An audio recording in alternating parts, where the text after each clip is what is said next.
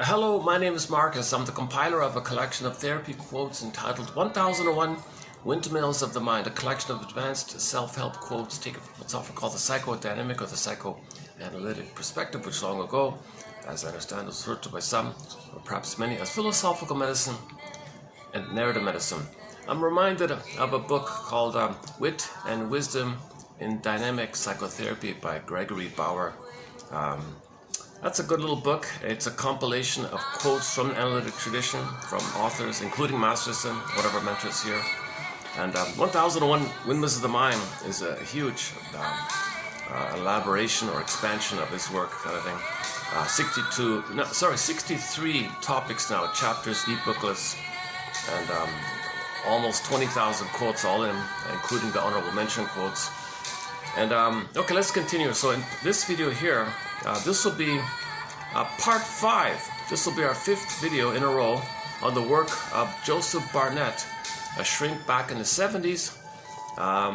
No books, audio, video, even photos. We don't know what the guy looks like.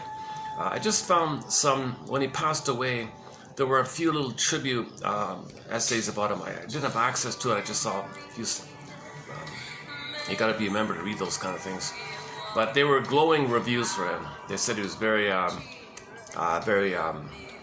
humanistic. He was like a Karen Horney. He studied with Karen Horney. That tells you a lot right there. And then he went to interpersonal people, Sullivan and those kind of things. So he really focuses on interpersonal psychoanalysis. So not just isolating yourself from the relationship. One second. I'm back at my second time here. I was here yesterday, and I tried to improve on the lighting here, so it's a little better. Let's see how it goes here. You know, that video, I kind of gave up on it because it's so dark, and had a few interruptions like that. So I wasn't even bothered posting shorts, and I posted a couple anyways, and it got a few views, so that's a little encouraging. Okay, so this will be part 5 on this work. So just quickly, part 1.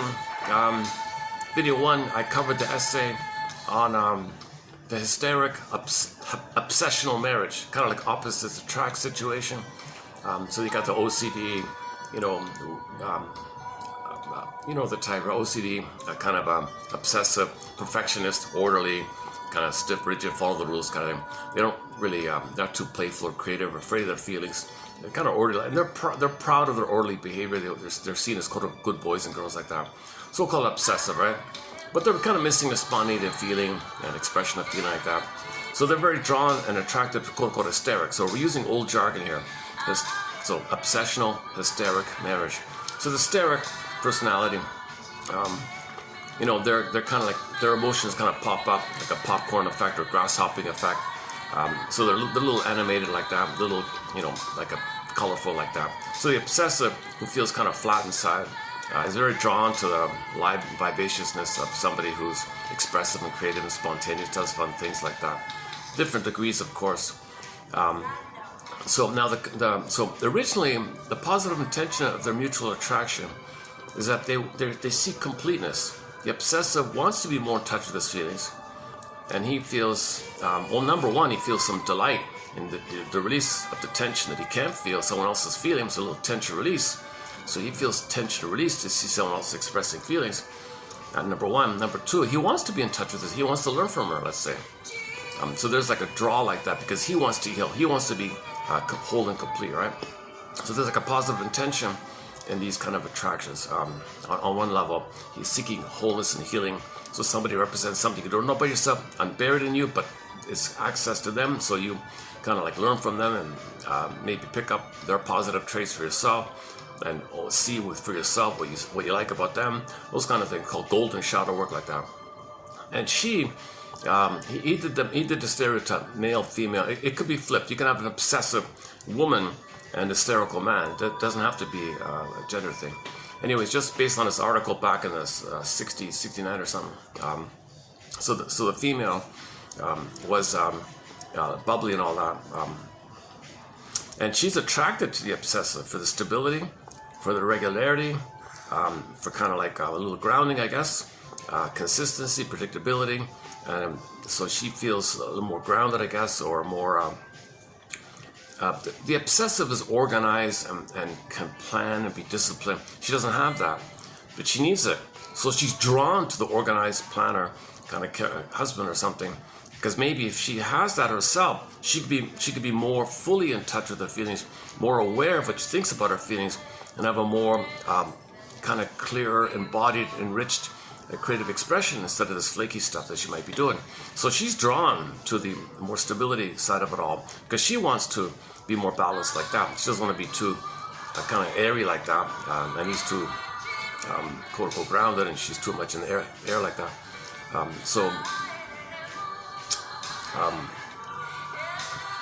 There's regularity, there's predictability. She's unpredictable, she's irregular, she's erratic, right? He's predictable. So that gives her, she wish she could be a little more predictable and regular and more stable like that. So she wants to, she admires those golden traits in the obsessive, and maybe wants to see if she can find that in herself. So that's her goal that projects in a sense like that. Now, if these two are not too, hang on a sec, some core point here. Both the obsessive and the compulsive have the same kind of issue. Now, Barnett here is going by the premise of that the dual needs that all babies have of connection and identity. Okay, the connection, the attachment, the relationship. Okay, and at the same time, not a sequence, at the same time, the connection is there. The child feels important, esteemed, loved, identity.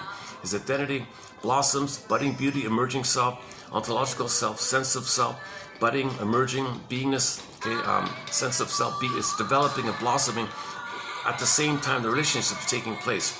So he calls that the dependency needs, the relationship side, and the narcissistic needs, because the original identity is considered narcissistic identity, all about you, stuff like that. But so in the beginning, the baby has primary narcissism. So identity is kind of, so babies are narcissists a bit, put it simply, I guess. So the article is called Dependency and Narcissistic Needs of the Hysteric Obsessional Marriage, like that. So the key point here is that they both have both. The obsessive and the hysteric are both dealing with the same thing, that neither of them fully got the completion of those two needs that they both have. The difference is, okay, so that's an important point to keep in mind, that they both have they're both the same, really. They're both in the same situation, same dilemma. Okay, she didn't get the completion of her bonding, therefore her identity isn't complete. Likewise with him. But the difference is this is sort of Barnett's maybe key kind of, one of his, maybe his key kind of contribution here is it's in relation to affect. When we say affect, it's the broad term physiological response to the body, visceral response to the body, emotion, which you're aware of. If your emotions, you're aware and unaware, or feeling that you feel or not aware of. The whole, whatever terms you want to use in the area of, emotions or bodily commotions, that kind of, or you feel something primary. So anyways, it's called affect, just a general term called affect. So now affect, okay, are signals or communicate or messengers in relation to whether or not the baby's needs are met or unmet. So just common sense. Baby's needs are met, the affect is pleasant, joy, interest, delight, and so on, calm, etc. Okay, now if the baby's needs are not met, now we're talking about the two primary needs for his identity, his beingness, and the connection in relation to it at the same time. So if the baby's needs are not met, the affect's going to pop up to communicate, to signal, mother, my needs are not met. So feelings are an expression about whether your needs are met or unmet. Feelings and needs, right? Like things like that. So if the baby's needs are not met, okay, first off, there'll be some signals. The baby will message his distress, fear, and shame, and worry, and panic, and then finally anger, of course. Anger is like the final pathway, and then it becomes SOS, fury, rage, like that. But even fury and rage on the baby's end, it's a cry for love. Fury means his need for love isn't met. Fury is like a SOS desperation signal. Help, mother, SOS here. I'm screaming him, and you can see it facially, tonally, bodily. Baby's clearly under immense distress. The stress built up so much leads to the fear and the underlying shame about it, and the shame is your identity and your rage, and oh my God, right? So the baby's having all this affect, Okay, helplessness, powerless, whatever model. I've been using Masterson's abandonment depression, or somebody uses persecutory anxiety. He's feeling a massive anxiety. I don't know exactly, but he's got a lot of affect going, a lot of signals. The baby's signaling every way he can imagine to tell the mother, my need for the safe connection so I can develop my identity is not being met here. You're not around, you're busy, what's going on here? I'm enraged, I'm trying to get your attention here. Hello, earth to mother, where are you? Kind of thing. So baby to mother. Okay, let's not get into why it is and how it is that so many mothers are not meeting the baby's needs. That opened a door, a 50-hour topic. I mentioned that last time. And it's called the Old Cunning Tales, based on Emily Dickinson's famous poem, A Great Hope Fell. You heard no noise. The wreckage was within. O cunning tale that let no witness it. Baby had a great hope that his needs would be met, mother would be there. Now the first need is symbiotic. The first need is a symbiotic attachment, a secure attachment, fusion, oneness, Gardavina Shambhala, unio mystica, like a mystical, one with the mystery, one with the transformational, powerful, energetic mystery. Okay, the breast mother. So the baby's transforming, energy, powerful growth. He needs one with the breast mother. Okay, unio mystica, participation mystique, participating in the great mystery like this, developing, transforming, and growing. He needs this 2-is-1 phenomena. That's considered like an extended egg-like condition of the womb, baby one with the uterus, womb utopia, one with the womb utopia. He needs an extended outer utopia called the Gardavina Shambhala Shangri-La, unity with the mother like that. Okay, so he needs a period of social oneness to the mother. Core need called a secure attachment style. A secure attachment style. Okay, so rhythm of safety, rhythm of bliss, the back and forth flow. Mother's presence, she understands, thinks about, responds. She's there, present, soothes, regulates. I'm here, everything's okay. Baby signals, baby picks it up, it goes back and forth. And he's being kind of wiring him this interaction and becomes part of his psychic template, and then he does it for himself kind of thing. So he needs a secure attachment style. And the first phase is from birth to 4 to 5 months. This is kind of symbiotic phase where the mother functions as a symbiotic object, self-object for the baby, serving the baby like that. And the mother has delight like that. So if the mother's failing him for whatever reason, he'll communicate. He'll communicate it. It's non-verbal, of course, doesn't have language yet.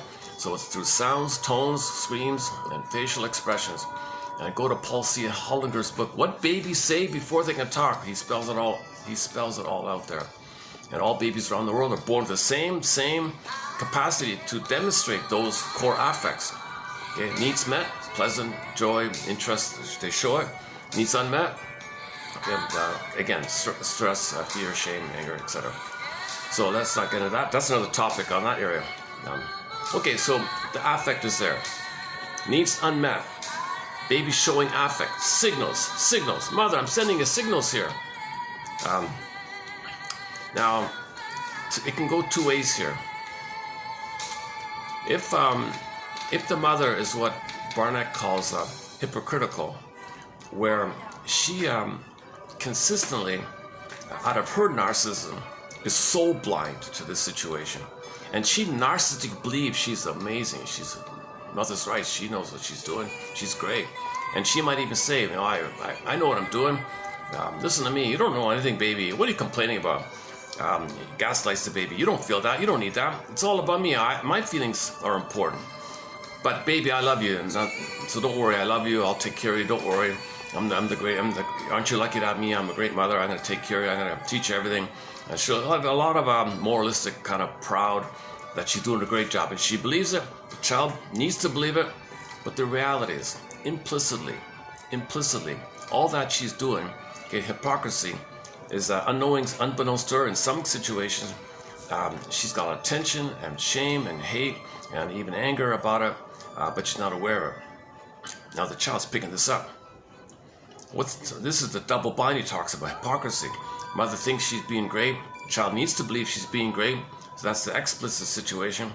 But the reality, the true, like the forest, like the reality, not the trees here, the forest, like what's really going on, the main message here, the main important core thing. Is mother being what she's saying? Hypocrisy. No. She's shaming, rejecting, controlling, micromanaging, demanding, thingifying the baby, not because the mother is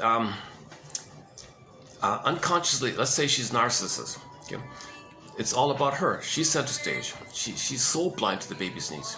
Okay, so that's coming from that kind of place. The mother is filled with unconscious shame and hostility, and that baby's picking this up. So the baby's picking up the mother's true situation of her shame and rage, of her narcissistic status, let's say, but her false self says she's great. She wants to be seen because by herself in the world that she's so good, because that's her narcissistic cry for connection of people. So okay, so the baby picks up. However it gets there. If the conclusion is baby is experiencing this double bind or this hypocrisy on the mother's side, and he's feeling all her shame and hate, the rejection, not seeing him, not recognizing, misattuned, malattuned, doesn't understand the signals, too focused on herself, doesn't have identity to be present, she doesn't have what's called maternal libidinal availability, because for the mother to have that, she would have needed to have gone through a developmental process herself on her end to get to the psychological worth which was failed. And she might even insult to injury. She might even turn to the baby as symbolic mother for her and say, "Mother, you nurse me because my mother didn't take care of me. You take care of me." She can easily exploit her power to brainwash the kid to take care of her. Child's got to. What's the child going to do there? Okay, whatever it takes. Or sometimes the mother wants to shame the baby in an attempt to know that she's been shamed. She doesn't remember that she's been shamed. She's in pain. In a way to get to know her story. If you're going to heal, you got to get your story. She doesn't know she was shamed. So she finds herself making the Faustian that aggressor, thinks she's going to, quote, master the trauma by being the aggressor. Has the baby. I'm going to master my trauma. I'll shame the baby. Really? A mother shaming the baby means she's going to master having been traumatized by her mother back then? Nonsense.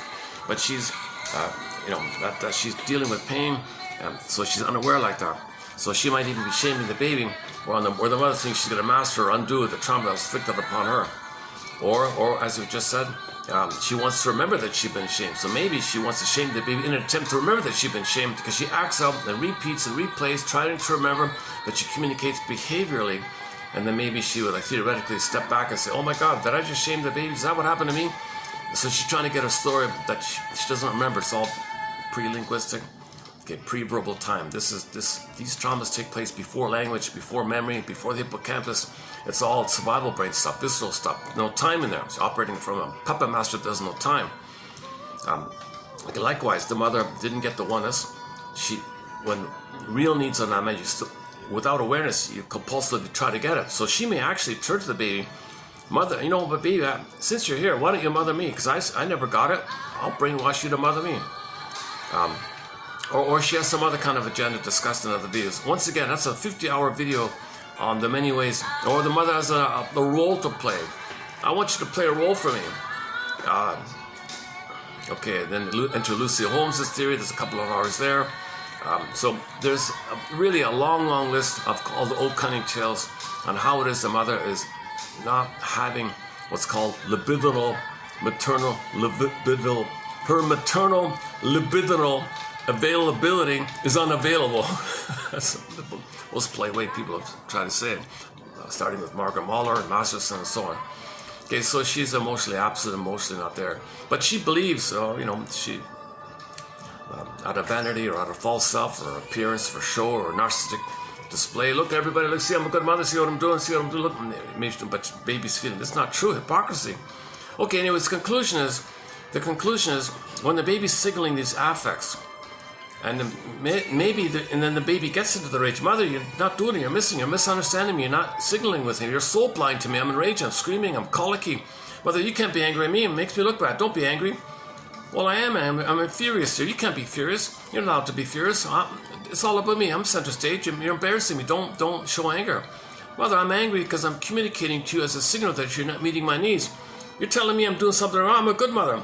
So she believes she's a good mother. She can't admit or learn from what the baby's missing. She's not listening to the baby. You're not listening to me, mother. You're missing it here. Okay, so it goes on like that. Okay. Finally, what's the baby going to do with all this effort to communicate? Okay. So that affect that started off kind of bubbling up like that, or communicating up like that, it kind of keeps hitting a wall, I guess, right? At some point, Barnett says the child, he calls it the implosion of affect. His affect pushes in somehow. So his jargon is the implosion of affect. All this affect is going to get shut in, repressed in, denied in, something like that. So the image is the Velveteen Rabbit story.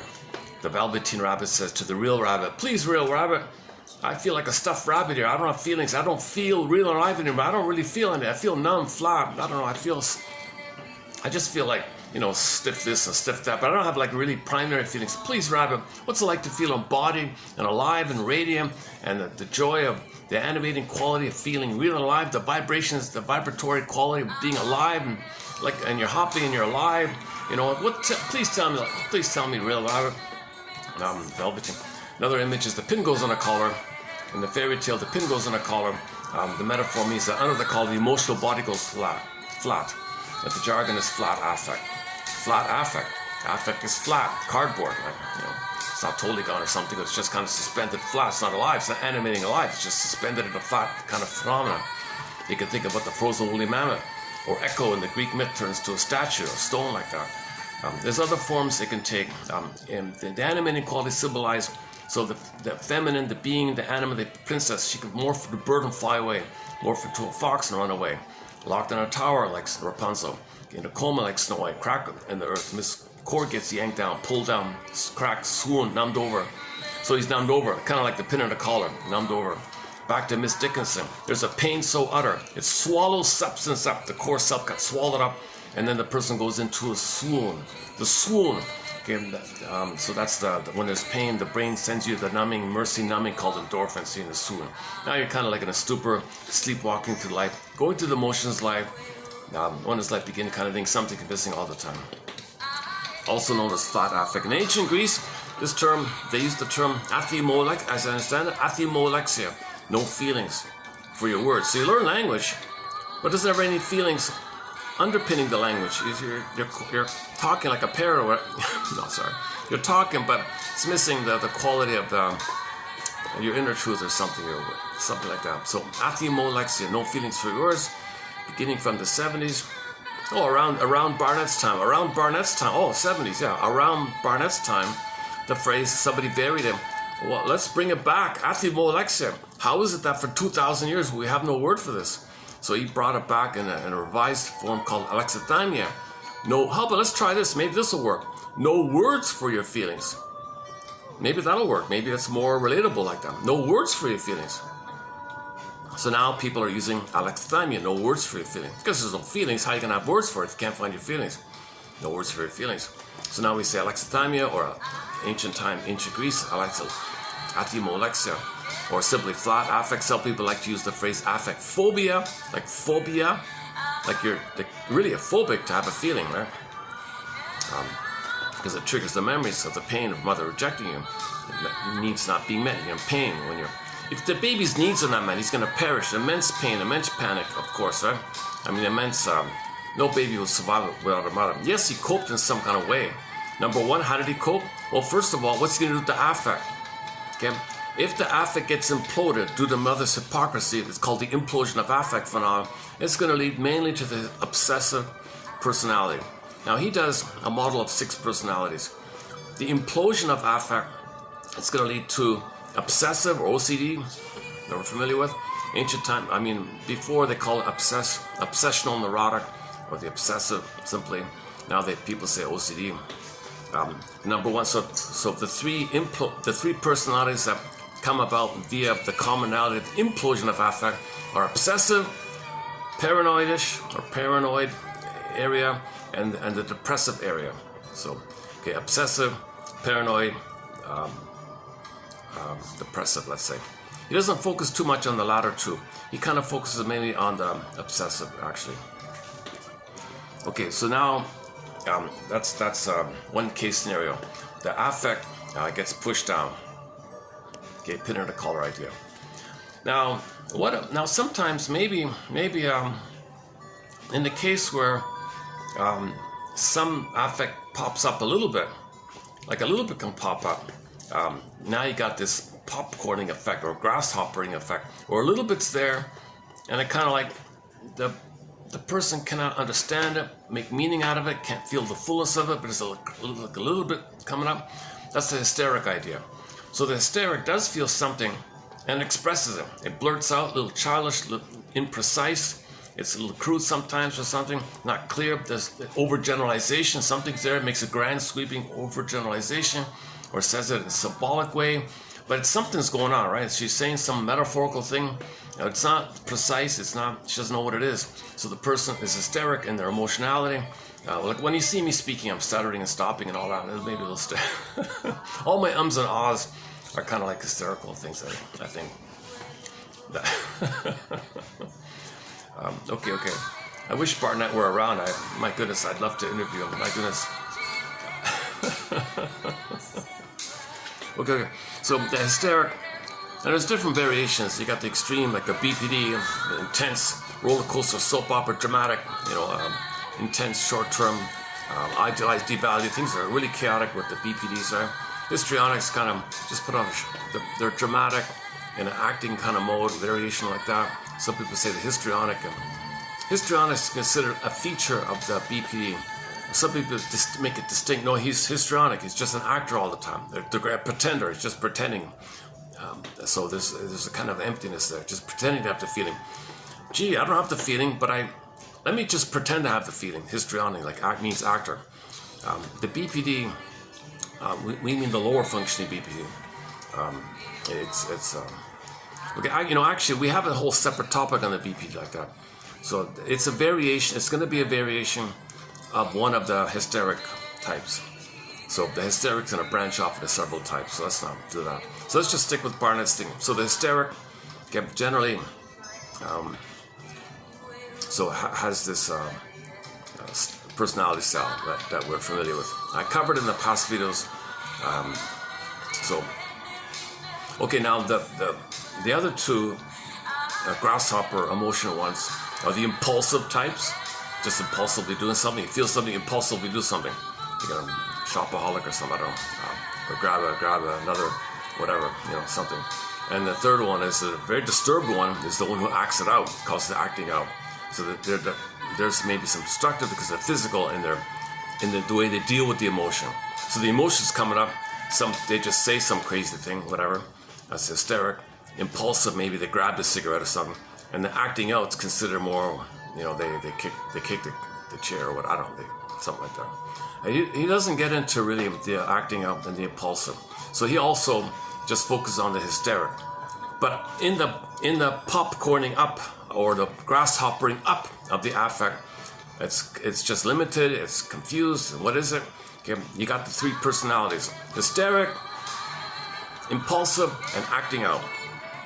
Okay, and then the implosion of affect, you got the obsessive, paranoid, depressive. Okay, now most of his writing, I've noticed, he just focuses on the obsessive and the hysteric, like that article on the marriage. So if the obsessive marries the hysteric, okay, they're drawn to each other. It's they're very attracted to each other. It's considered a complementariness. You compliment me. I feel I could do more with you, around. I could do more with you, or I can feel more. Life's better with you, or yeah, life's better. So it complements each other. Now, if he was saying, like, sometimes if it's depending on other factors, it can work. They can learn from each other, go to couples counseling, marriage counselor, learn how to communicate, understand their situation, support each other. They can actually heal and become more complete and whole and grow and heal together. That happens sometimes, right? Unfortunately, maybe most of the time, people lack this awareness or whatever. So the obsessive hysteric marriage, after the novelty wears off or whatever, the obsessive, for example, let's say, before I do that, hang on. So the second part, okay, so first part of Barnett's is the two needs, right? Point number two, the affect. There's a pop-up or whack-a-mole down, and you got the personalities. Okay, next part is back to the number 1 point about these two needs. The histrionic, okay, he has his way of trying to get those two unmet needs met. They're not met. It's always trying to get it. When needs not met, keep trying to get it. So how does the hysteric try to get their needs for identity and connection? So in a narcissistic behavioral way, look at me, I'm a star, look so nice, look at this, and provocative, whatever, they seek attention. So when they do that, it's a narcissistic means to get connection when people look at them.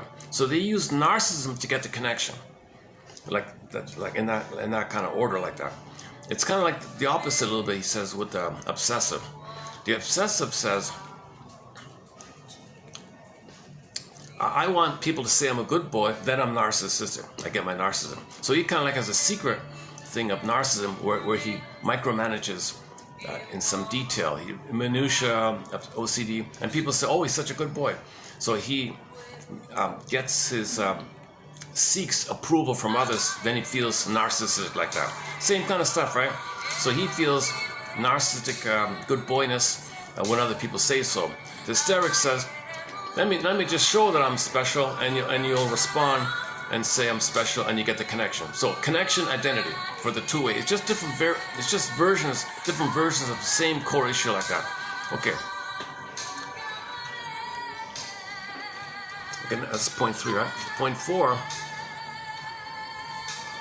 Before we do the marriage thing, back to the obsessive one. The key point with the obsessive is about why they cannot see the forest for the trees. They only see the trees. They can't see the forest. So this is one of his unique points, I think. When the mother is such hypocritical, he implodes in all affect. He's not going to know the truth, the forest of the situation, the broad, overall, real thing that happened. He takes refuge in minutia. Okay, so he focuses on minutia, and the minutia is just minutia. It doesn't link to any broader thing. Okay, and he wants to get approval for that and leave him alone, kind of thing. That's his attitude. You can't ask him, gee, we just saw the film together. What's the main idea? What do you think about it? Don't give me any kind of broad overall meaning. No. You can't think like logically about the overall thing. He'll say, oh, I love the special effects. Right? That was cool, man. Yeah. They'll focus on some minutia and go on about it and give you a big long lecture about it. It's even important to distract you on that. He doesn't want to have a kind of a broader contextual overview kind of thing. You can't do main idea. What's the main idea of that article? I don't know. I have that point there. I focus on that detail's wrong. I think that the number's not right. Should be points. You focus on minutia. But what's the main idea of the article? What's the main message here? Can't do it, so kind of thing. So because to do so, your thinking triggers. That kind of thinking will trigger the need that the baby should have had the thought, the realization that mother's being hypocritical. Baby doesn't want to know that. Baby doesn't want to know the forced realization, the experiential knowing, he calls it. Okay, cognition, experiential knowing of the overall thing.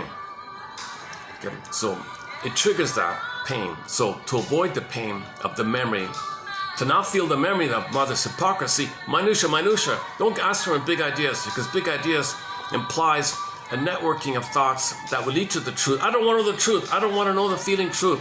I don't want to know the feeling truth of my mother to me. Asking me to think in that way is going to trigger the need to know that mother failed me. I can't know mother failed me. So that's why they can't do the forest idea.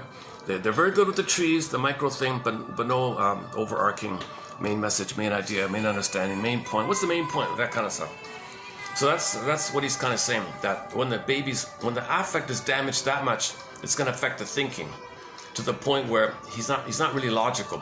Ironically, you'd think he's logical. No, he's just perfectionistic and diligent and obsessive, hyper careful in his detail on that little specialized thing.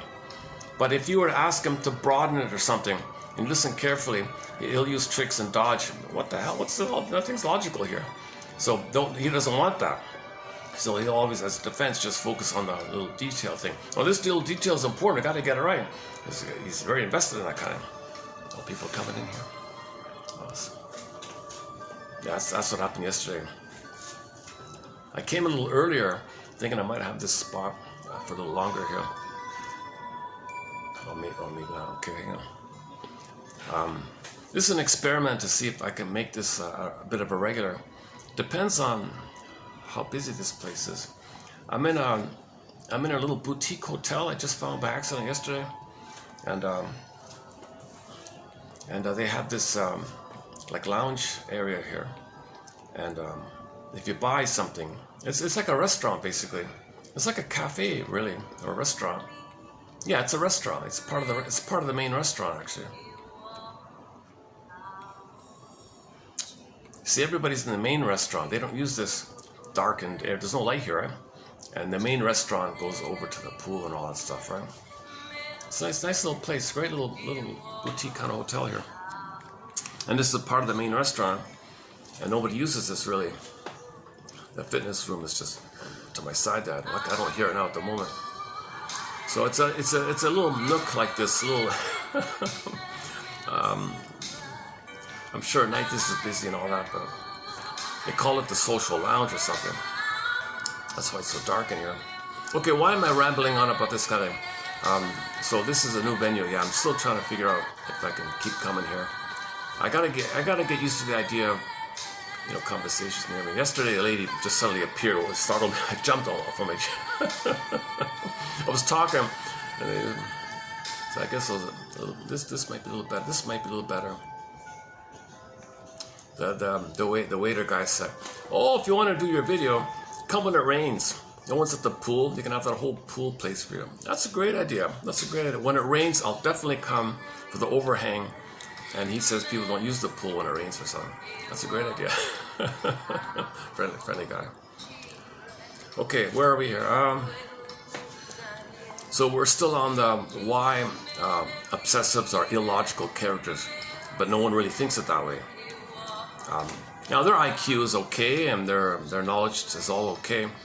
They have a problem with coherence about things, like broader things. Like if they watch a film, I'm using the film example. You watch a film, what's it about? Oh, that special effect, that was cool, man. I really like that. I know about that. They focus on, but they made a mistake there. It should have done. They focused on this little trivial thing. Yeah, okay. But what do you think the main message or the point? What did the scriptwriter have in mind here? Or what did the team that made this? What do you think they were trying to convey here with this thing? Like, what's the deeper thing? So I'll dodge. No. The important thing, that special effect had a fault in it. So he'll dodge it. Now, if you push him, yesterday's topic, if you kind of push him, you may get a Jekyll and Hyde moment where you're questioning his narcissistic identity, narcissistic rage. He'll have an outburst. So he might unbeknownly to him, he might have a verbal comment that's sharp and harsh. Like a Jekyll and Hyde moment. He'll be really enraged like that if you push him like that, because he's taking refuge in the minutia. And then later on, I go, whoa, where'd that come from? Now remember, those 6 personality dimensions are all narcissists in his model. So none of them can. They're always innocent. Nothing wrong. I did nothing wrong. No identity to admit a mistake. No identity to feel badly about something. They have to see themselves always right, in the right, and entitled, in the right, that kind of. So if their behavior affects somebody, doesn't register. If a baby drops something, doesn't feel badly about it or something. If the little kid in the sandbox, he's under a year old and hits the kid or something, doesn't realize it hurt him or something. They're kind of emotional. Now, intellectually they understand it, but emotionally it doesn't register. They don't feel it. They don't come from that kind of place. So if the obsessive friend has a sharp, it's maybe not regular, of course, but he won't come around and say, "I'm sorry, but he won't come around." Unlikely. He'll just brush it off. No, I'm always right. Don't. So narcissists think they're grandiose, special, entitled, kings and gods, those kind of things, right? They have the inability to feel badly about a mistake, the inability to recognize the effects on others and care about it, lack of empathy, of course. So they're notorious for lack of empathy like that. So they're not going to apologize if there's no empathy. So this issue of identity, the identity needed is the resumption, is completion of the developmental process. But that was aborted, it was stunted early on, before 18 months. That's what we're dealing with. Trauma before 18 months, trauma, attachment trauma, developmental trauma, weaning trauma, strain trauma, ambient trauma, relational trauma, interpersonal trauma, etc. Okay, this whole erratic thing with the mother, her hypocrisy, stuff like that, inconsistency, and or having the agenda to use the baby for something on her end. Okay, these kind of things. Not allowing the baby to go through their developmental process, respect that the baby's a little human being with rights and human rights like that, and the sacred delight really to see that nature's greatest miracle, her child from the Great Spirit and nature's greatest miracle, never in all, like he says, Mr. Augmandino, never in all of history was there ever any child just like hers. In the future, likewise, this is really nature's greatest miracle. The Great Spirit likes everyone unique. This is really, so you're kind of curious, who's my child going to be, kind of thing. And plus, you got to keep the back point in mind that the odds of anybody being here are 1 in 400 trillion. So let's have some appreciation like this kind of. So the mother's. Yeah, there's the yapping on my side there. Let me get used to this kind of. Hold on a sec.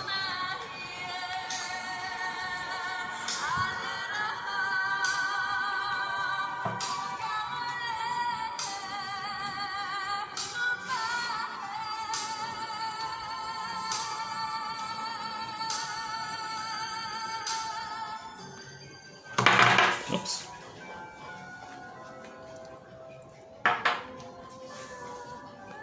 Well, they're real flowers, eh? Oh, look at that. Oh, they're even real. Oh, they're not fake. Oh, they're real flowers. I just thought... I assumed they were fake. These are real. All right, cool.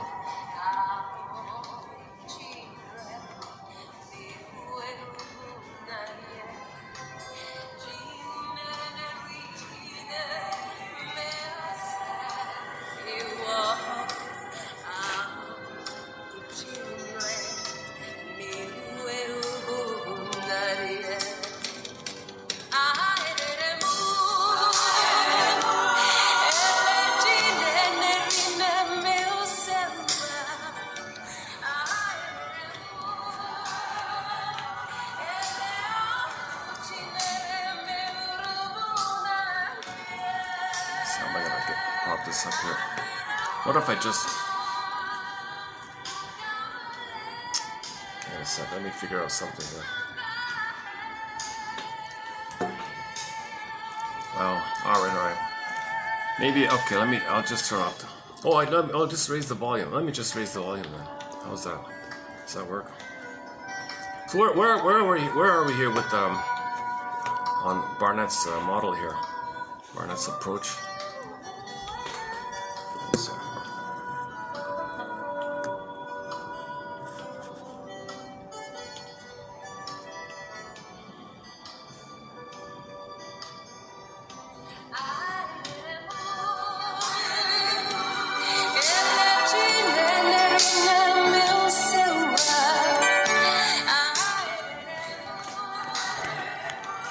Is that okay? So getting through. Where are we here? Okay, that's point 4. Okay, I've lost count already. So anyways, for more on this issue of how it is that obsessive and OCDs and paranoids and depressives are not logical, it's a defense against that the idea that logic would bring up feeling. They don't want the feeling, so don't be logical. Yes, they have obsessive thinking. Obsessive thinking, that's not the same as thinking for the truth, like real thinking, real thinking is going to lead to a feeling. Feelings and thoughts are needed for experiential knowing. He calls it, I just saw it today, experiential insight, or like experiential knowing. It includes what he calls sensate and syntax, body and thoughts, feelings and thoughts, experiential knowing. The overall, he redefines the term cognition in this manner. So when you hear the word cognition in his essays here or here, it refers not just thoughts, it's the experiential knowing that comes about with both emotion, sensation, and thought, syntax, language, feeling, and language like that. And that's the full experience. And experiential insight is when it helps you to make your life better. So you want like a real insight. Today's topic, we'll get to today's topic. Today's topic is a lighter one. We're just gonna sort of like a supplementary, like almost like a footnote, really. So are we finished with am I finished with back to the marriage idea. Okay, let's just do that one there. if something wasn't clear in this video here, check out the past 4 videos.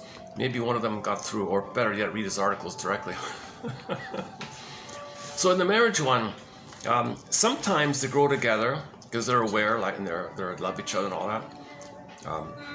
Now, if the template and the imprint is too deep and they're not aware, you see the styles that they have is he implodes the affect, she expels the affect. Now, when she expels the affect, she's looking for tenderness and affection and mother. But for him, he can't do it. Now she's starting to feel, I admire the stability, but you're so cold and rejecting, you're abandoning me, you're ignoring me. I want affection, I want connection, you're giving me the cold shoulder, you're being passive aggressive, you're being kind of cold like this. And he says, yeah, your display starting to trigger my hypocritical mother. I'm starting to feel my hypocritical mother, so I'm shutting down. Well, I'm crying more, I'm shutting down. So she's clinging and he's withdrawing, kind of thing. So now you got this kind of battle, which can lead to a devitalized marriage. They're going to mostly divorce or something like that. So they'll be unhappy. They'll be in some kind of unhappy marriage if it goes down that route. And then they'll scapegoat. And since they're both narcissists, chances are they'll scapegoat one of the kids. One of the kids will be scapegoated. Or they have excessive focus on outside interests, that kind of thing.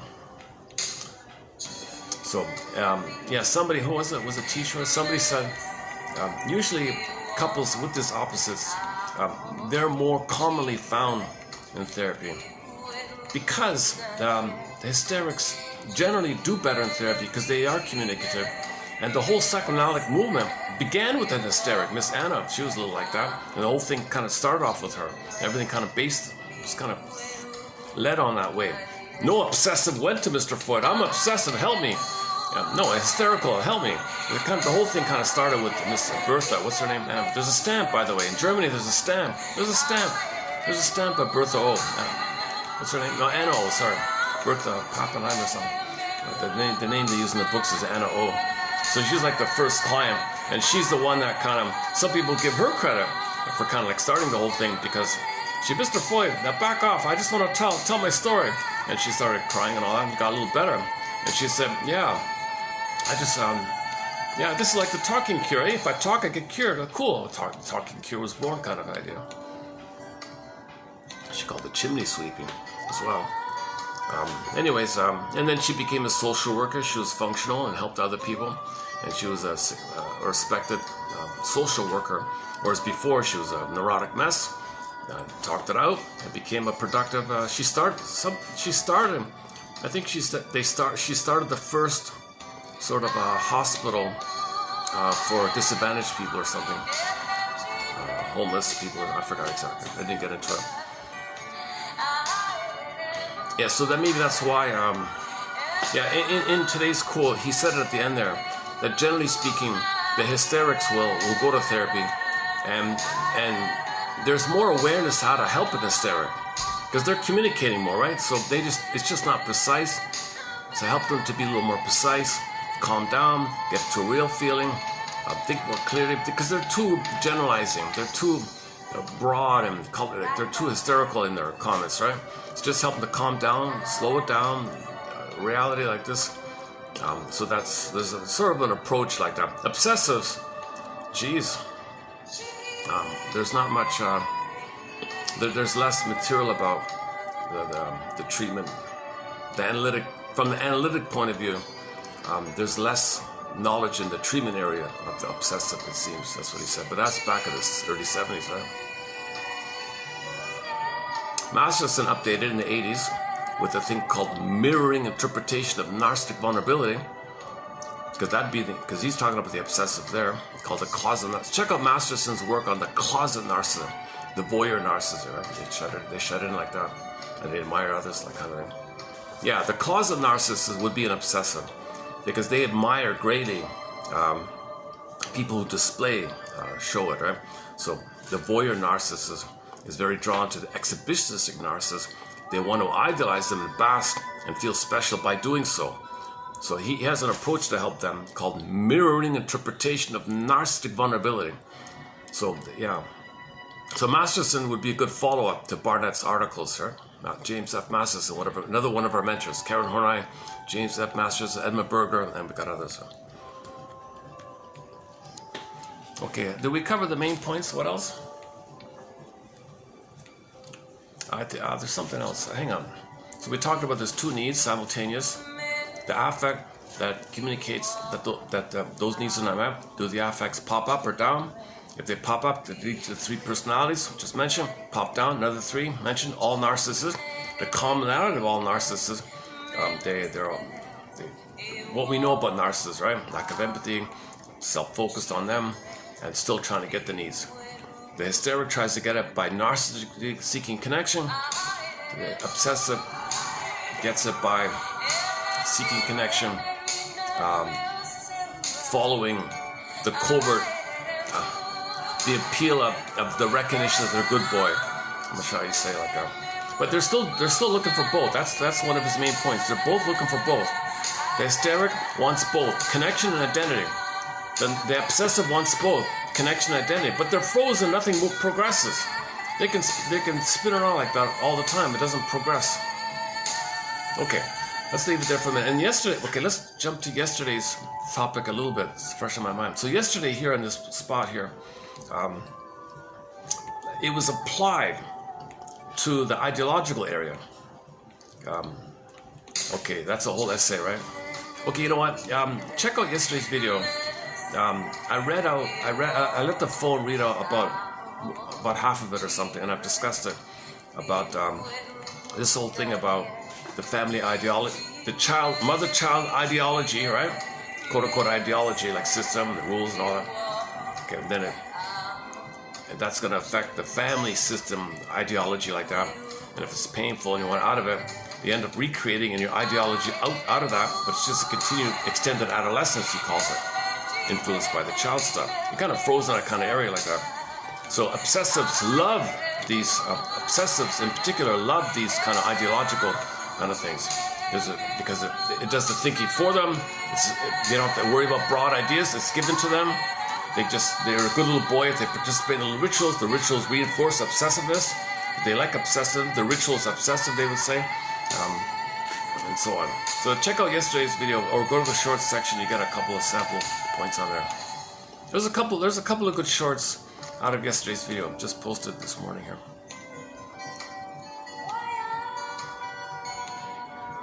Yeah, that's what made me think. Yeah, this spot was good for me. Whenever I find a venue like this, without interruptions, my videos are better. When I'm in the park, or in hotel lobbies. I'm trying to get through it, but every 2 minutes something distracted me like that.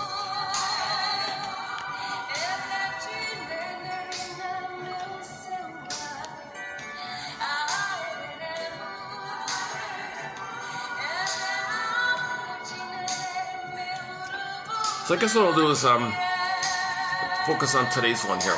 Okay, today's article by Barnett is kind of like a bit of a footnote, really, just a side thing. But whatever he writes, I want to comment on. I love his writing. He's thoughtful, he's measured, he's coherent, he's clear. Nothing too controversial. He's just kind of highlighting something that's kind of there all along. He's just kind of, hey, everybody, it's been here all along. Don't fragment things too much. It's simultaneous. His gift is kind of like seeing the holistic, the gestalt. Oh, his article that I found, that marriage article is in the Gestalt journals like that.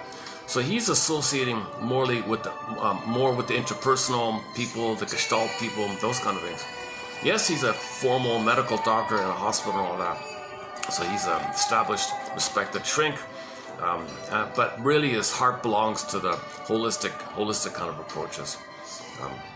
Okay, so today's video is going to be based what follows now is an article that he has, short article that he has, just discussing a little the term insight, like, because people think, well, wait a minute, insight, like, do you mean intellectual insight or emotional insight?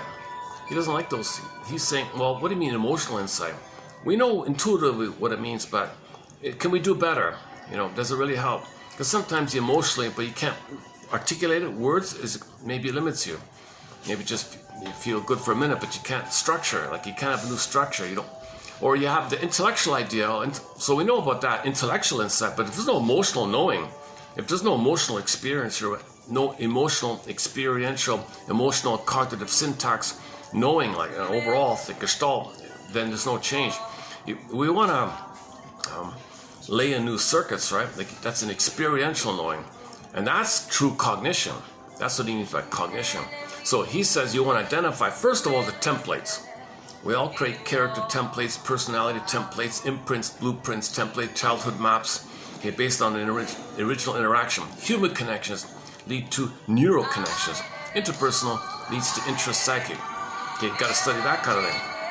Now, if it's healthy with the mother, fine, you're good to go. Your psychic models, I'm okay, you're okay. Whole object relations, mutuality, person to person, companionate love, person to okay, thou to thou, and just, so you're out of the symbiosis. So that's you want to development process, person to person, right? Now, if that's failed due to attachment trauma, and the symbiotic stuff still going on, and things are fragmented, that's what we're gonna look at.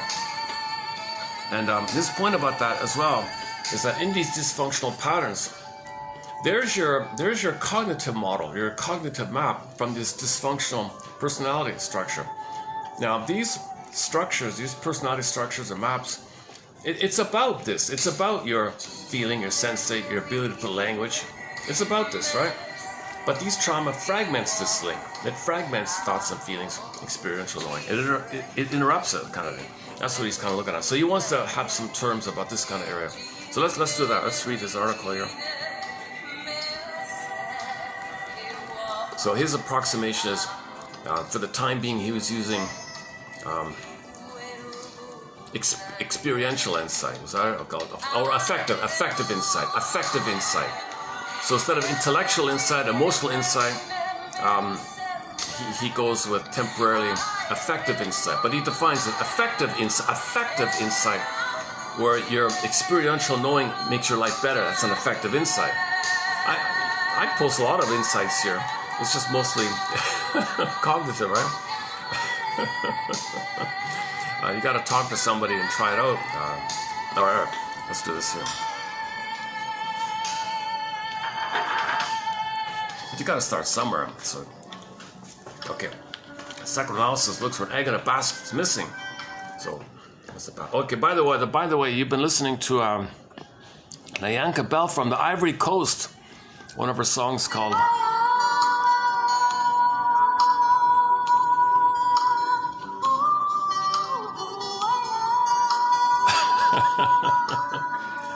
Just recently discovered her.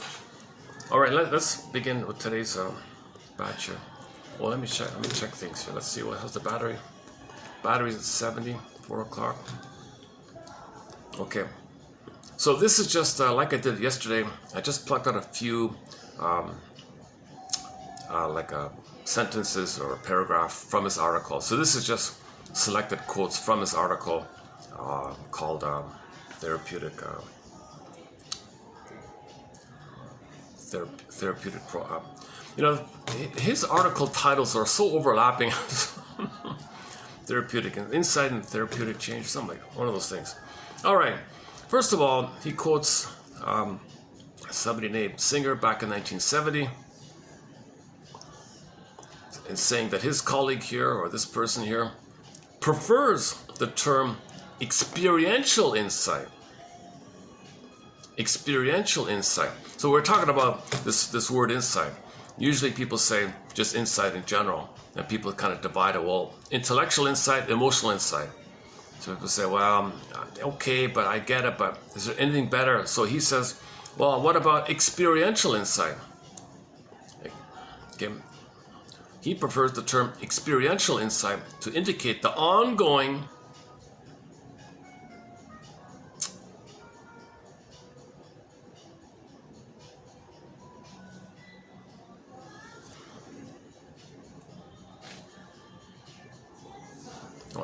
you missed me.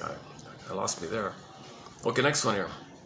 It says here, Singer prefers the term experiential insight to indicate the ongoing unstable nature of affective insight in the person's life. What am I missing here? I keep all my bloopers and mistakes. There's one there. Okay, let's go on. Next one here. Another one. And yeah, wherever he is, 1965. Also, this other guy also objects to the concept of emotional insight, intellectual insight, and adds that insight must have a quality of vitality to be effective. He believes that one way of achieving such vitality is by means of insights which are holistic and generalized about large aspects of the person's way of living. Okay, Barnett says here, I believe that the elusive element in our search for dealing with the nature of effective insight, so he's using effective insight, i.e. insight that would lead to change and growth, rather than the introspective scholasticism, scholasticism, like schooling books and stuff, right? We often see. So effective insight means insight that leads to change and growth, not just introspective book ideas, scholasticism we often see. Lies in the fact that we are tempted to grapple with the meaning systems that arise out of a person's experience. And meaning doesn't consist of knowledge alone. So when something means something to you, it's not only in your head, there's an emotional component. Meaning is a function of knowing. So you know something, but when you know something, that means there's body and thoughts, language. So he just starts off there. Okay. It seems to me that psychoanalysis must shift its attention toward a greater awareness, clarification, and precision in the disturbances of cognition that characterize neurotic living in order to evoke effective insight. Knowledge truly becomes insight only when accompanied by significant change in the person's mental functioning and methods of ordering experience. I suggested expanding our use of the term cognition to denote all those processes involved in the overall system of experiential knowing, rather than restricted to thinking alone. So he says everybody associates, I as well, I hear the word cognition, cognitive thinking alone. He says, I'm gonna step out of the box here. I'm gonna redefine cognition as experiential knowing, because they're linked. He doesn't want to fragment affect and thoughts. He says they're on a spectrum, but the psychology world has it boxed up. Feel that, think that. What's the link here? Experiential knowing. Experiential knowing implies sensate syntax. Okay, he calls it apprehension, like your gut knowing something, and your comprehension, understanding, thought knowing. We got a link like that. What are our terms here? So he defines cognition as experiential knowing. Experiential knowing comes from the body and the mind, and the body and the mind he calls sensate syntax, or apprehension comprehension. And the obsessives focus on the syntax, and the hysterics are more on the apprehension or the sensate. So, but they're not fragmented boxes. It's on a spectrum. They both exist. So you just said you don't want to fragment this. You don't want things to be either or here. That's what he's. That's why it's a little. So he's trying to have a holistic terminology here. Where are we here? Viewing cognition as knowing avoids the dualism of thought versus affect. Yeah. Viewing cognition as knowing, experiential knowing, avoids the dualism or either or of thought versus affect that pervades our theories. Oh my God. Cognition, so considered. Cognition, we're doing okay with the light. Oh, gotta get better lighting. Hey, hang on a sec.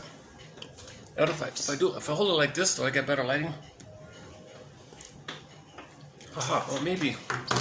So I gotta take advantage of these mirrors here to see if I can get better lighting. Aha. Okay, this is the best. Oh, this is the best lighting I've been able to find so far. I gotta get the reflections. Okay. Oh, this is the. Can I put on? Oh, I forget the glasses. All right. I usually wear glasses. Yeah, there's too much glare. When I wear the glasses here, it just glares all over the place. Where are we here? Cognition, so considered, would include an entire range of knowing,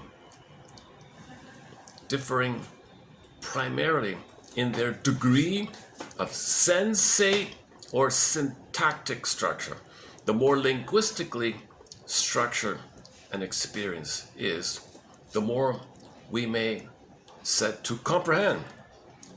Sensate experience would be knowing on a level of apprehension rather than comprehension. By custom, we refer to the more immediately apprehended aspects of experience as feeling, and the more linguistically structured and comprehended as thought. Thought and affect, then, need not be considered as opposing, mutually exclusive, competing phenomena of mental life, but can be viewed as structural reflections of a continuum of cognition.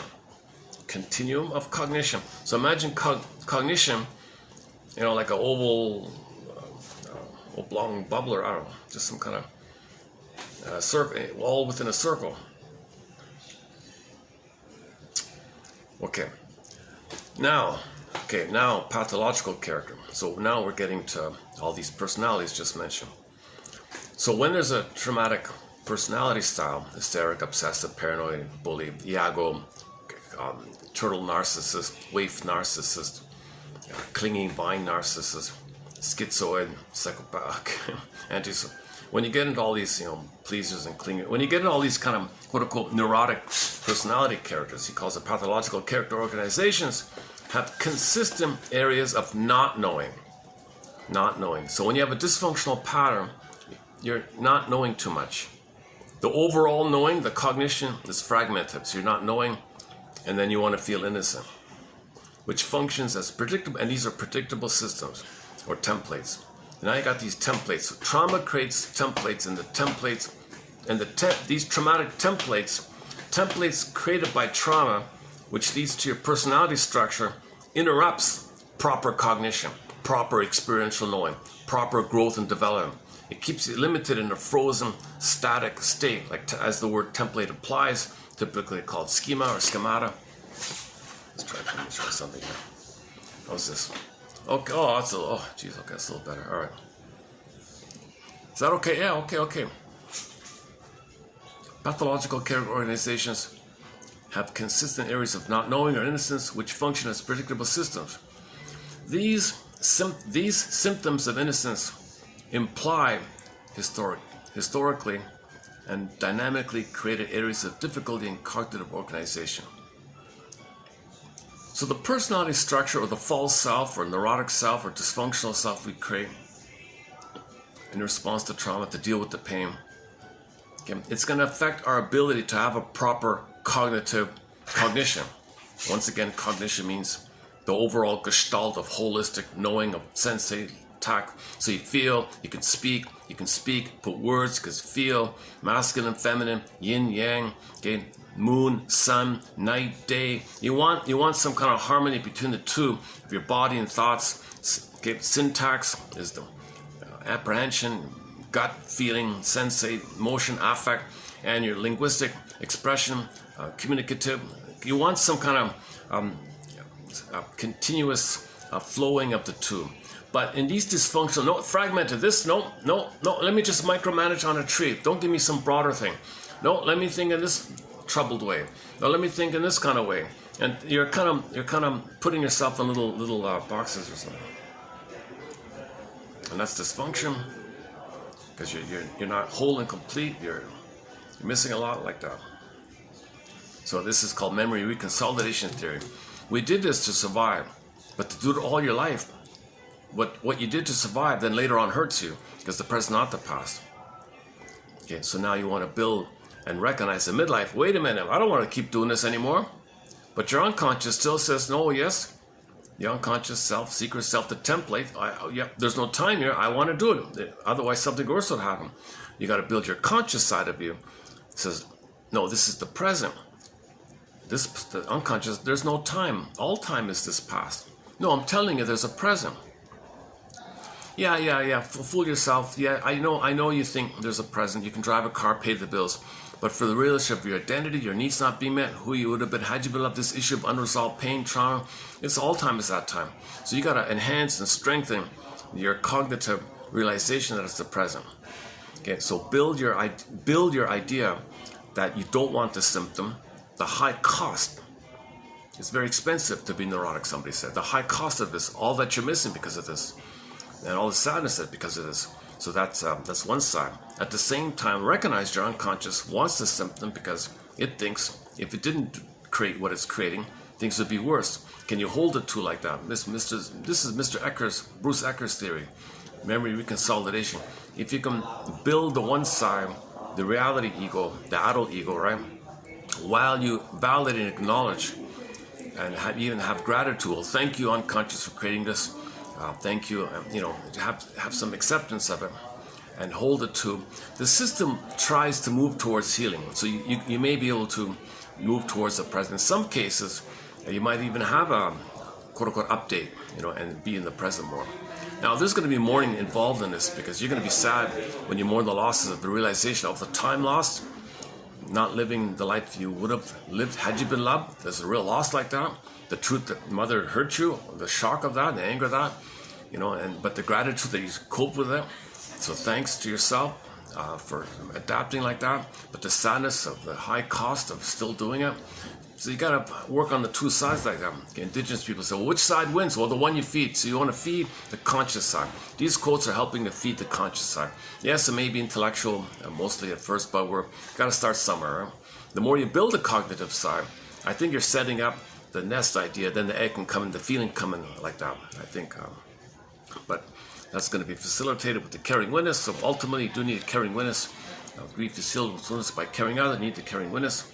So we're just doing what we can here. I'm learning myself. I've not been analyzed. I'm not a shrink, obviously. You can see it by all my anxiety and bloopers here. Where are we here? Their effect is to change the intricate interdependence of components of cognition. Yeah.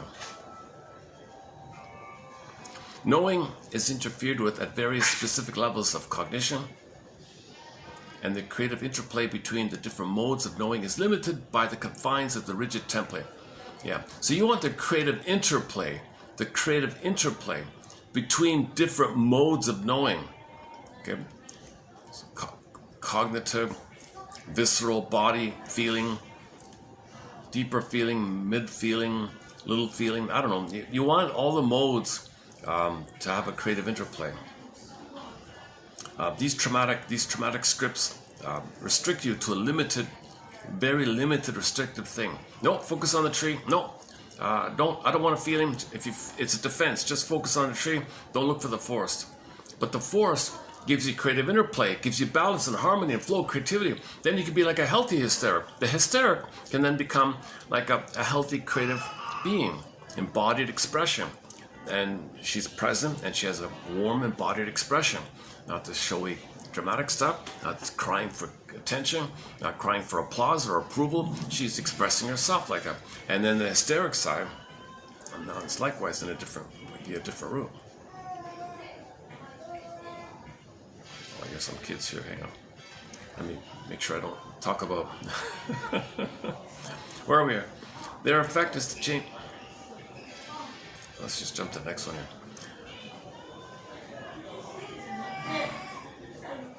Affective experience is both external and internal importance to the personality.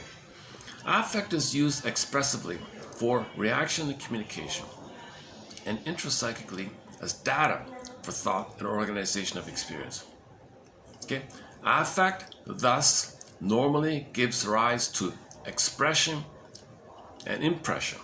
So you got both. When there's an affect, you feel some data in your body, impression. I got an inner impression. And it can be some kind of outer expression called language, syntactic expression.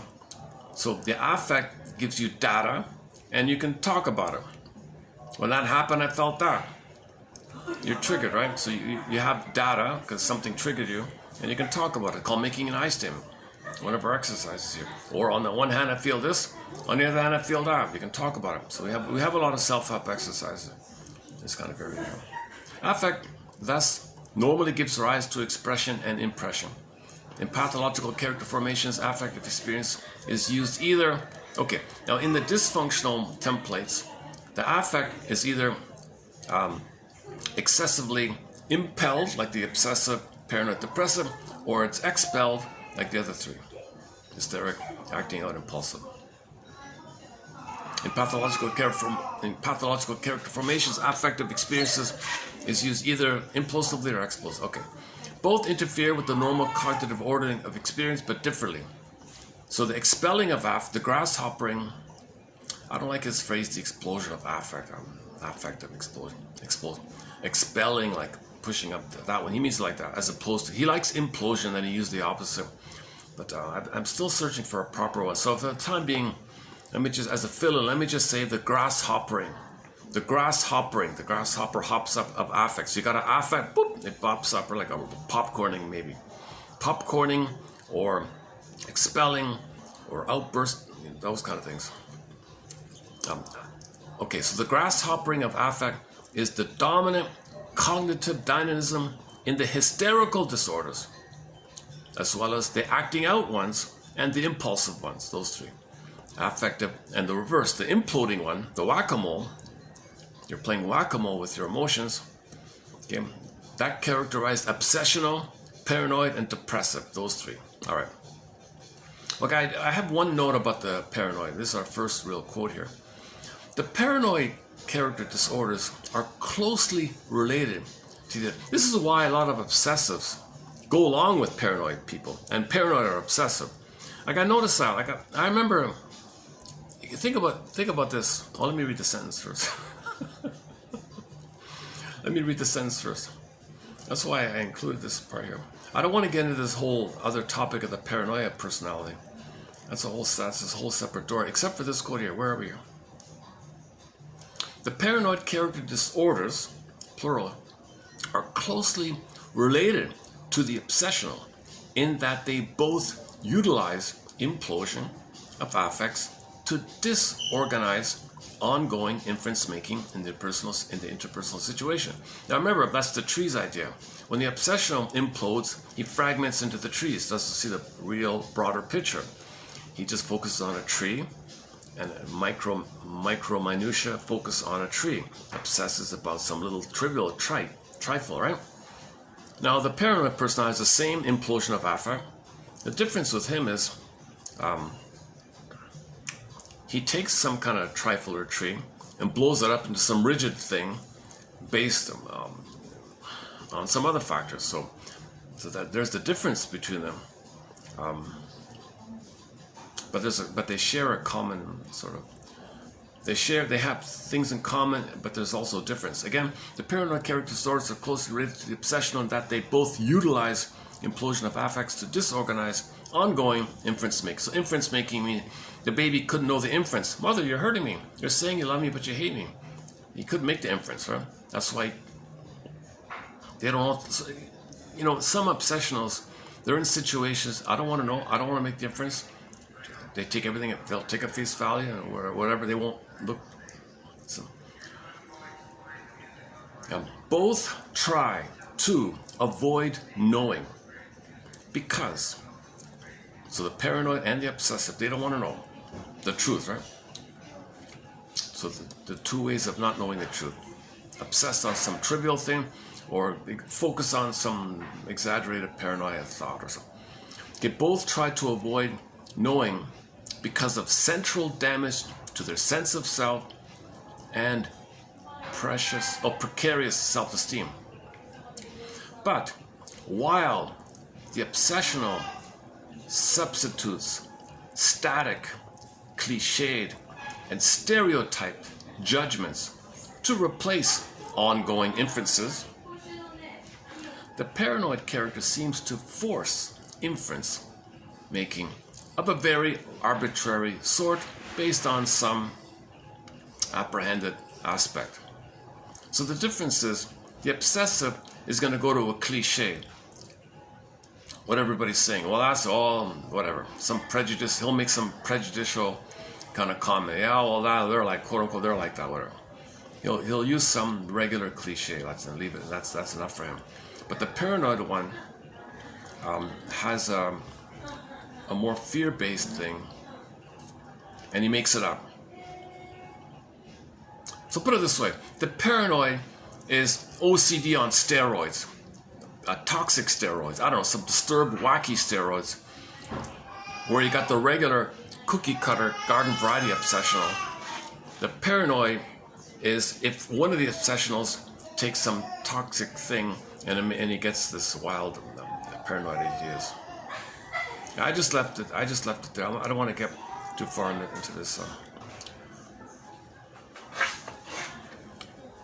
Paranoid phenomena frequently appear in obsessional patients, and most paranoid characters utilize obsessional mechanisms. Okay, let's leave it there. All right, the next one. Let's go back to the popcorn one, the grasshopper. The hysterical. So those, the previous two are the whack-a-mole ones, right? One deals in a milder way, one deals in a more, I don't know, chaotic way. It's funny when I said that, the waiter, did I say something? What did I say? I freaked somebody out here. Doing okay here? All right. Oh, let's check the time. Let's do a time check. I found the glasses. Okay, 4:30. Oh, how's the battery? 60%.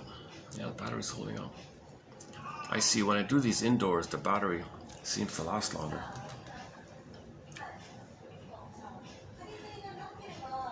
Okay, where are we here? The hysterical personality tends to fare rather well in psychoanalytic therapy.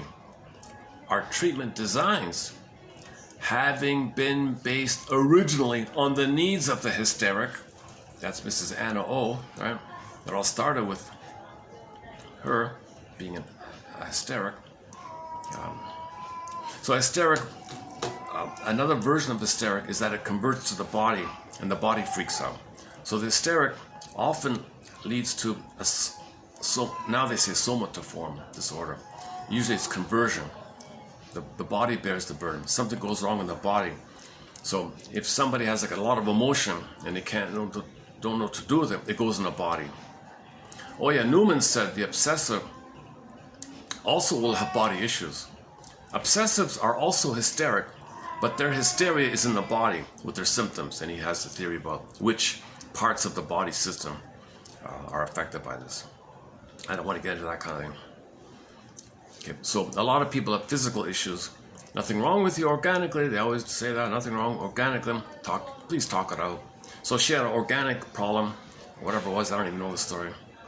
When you talked about it, whatever it was, her paralysis or her numbing or temporary physical disability, it all got cleared up.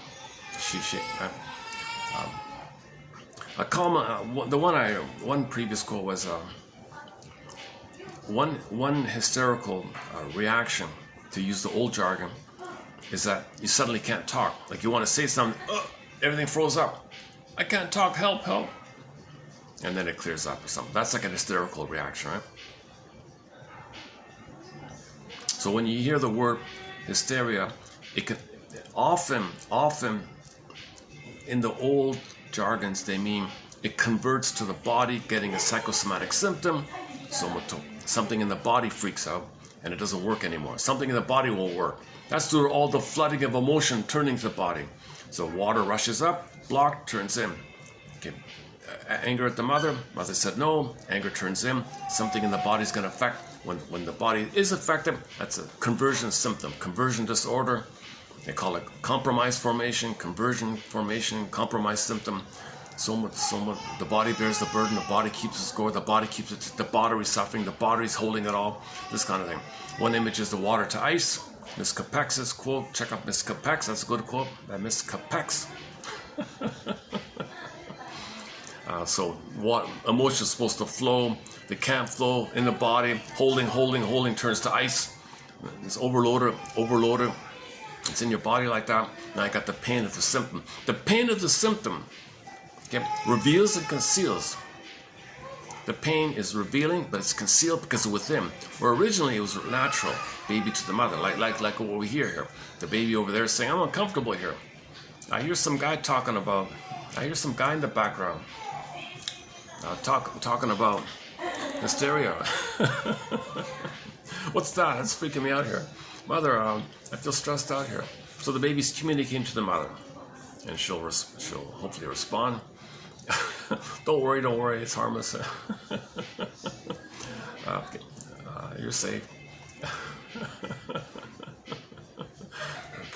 Oh, now the kid's laughing. Okay, that's good. So what I'm saying is the baby communicates to the mother. Okay. So it's natural. Baby's crying to the mother. So it's relational, two people. Okay, that's two people. So it signals, mother responds. Now, if the mother fails, then the cry goes into the body. Then the pain is like the cry from before.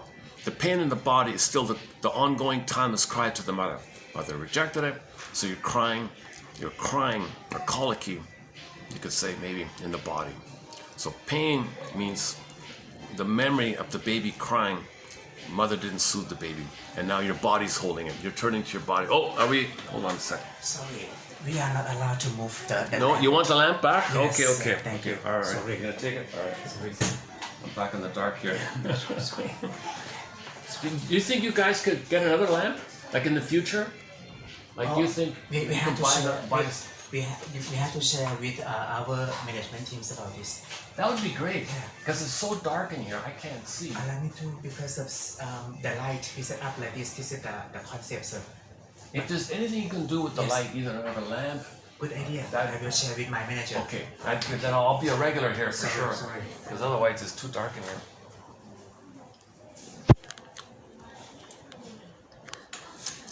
Oh, it's still okay. Actually, hang on a second. Oh, it's still okay here, eh?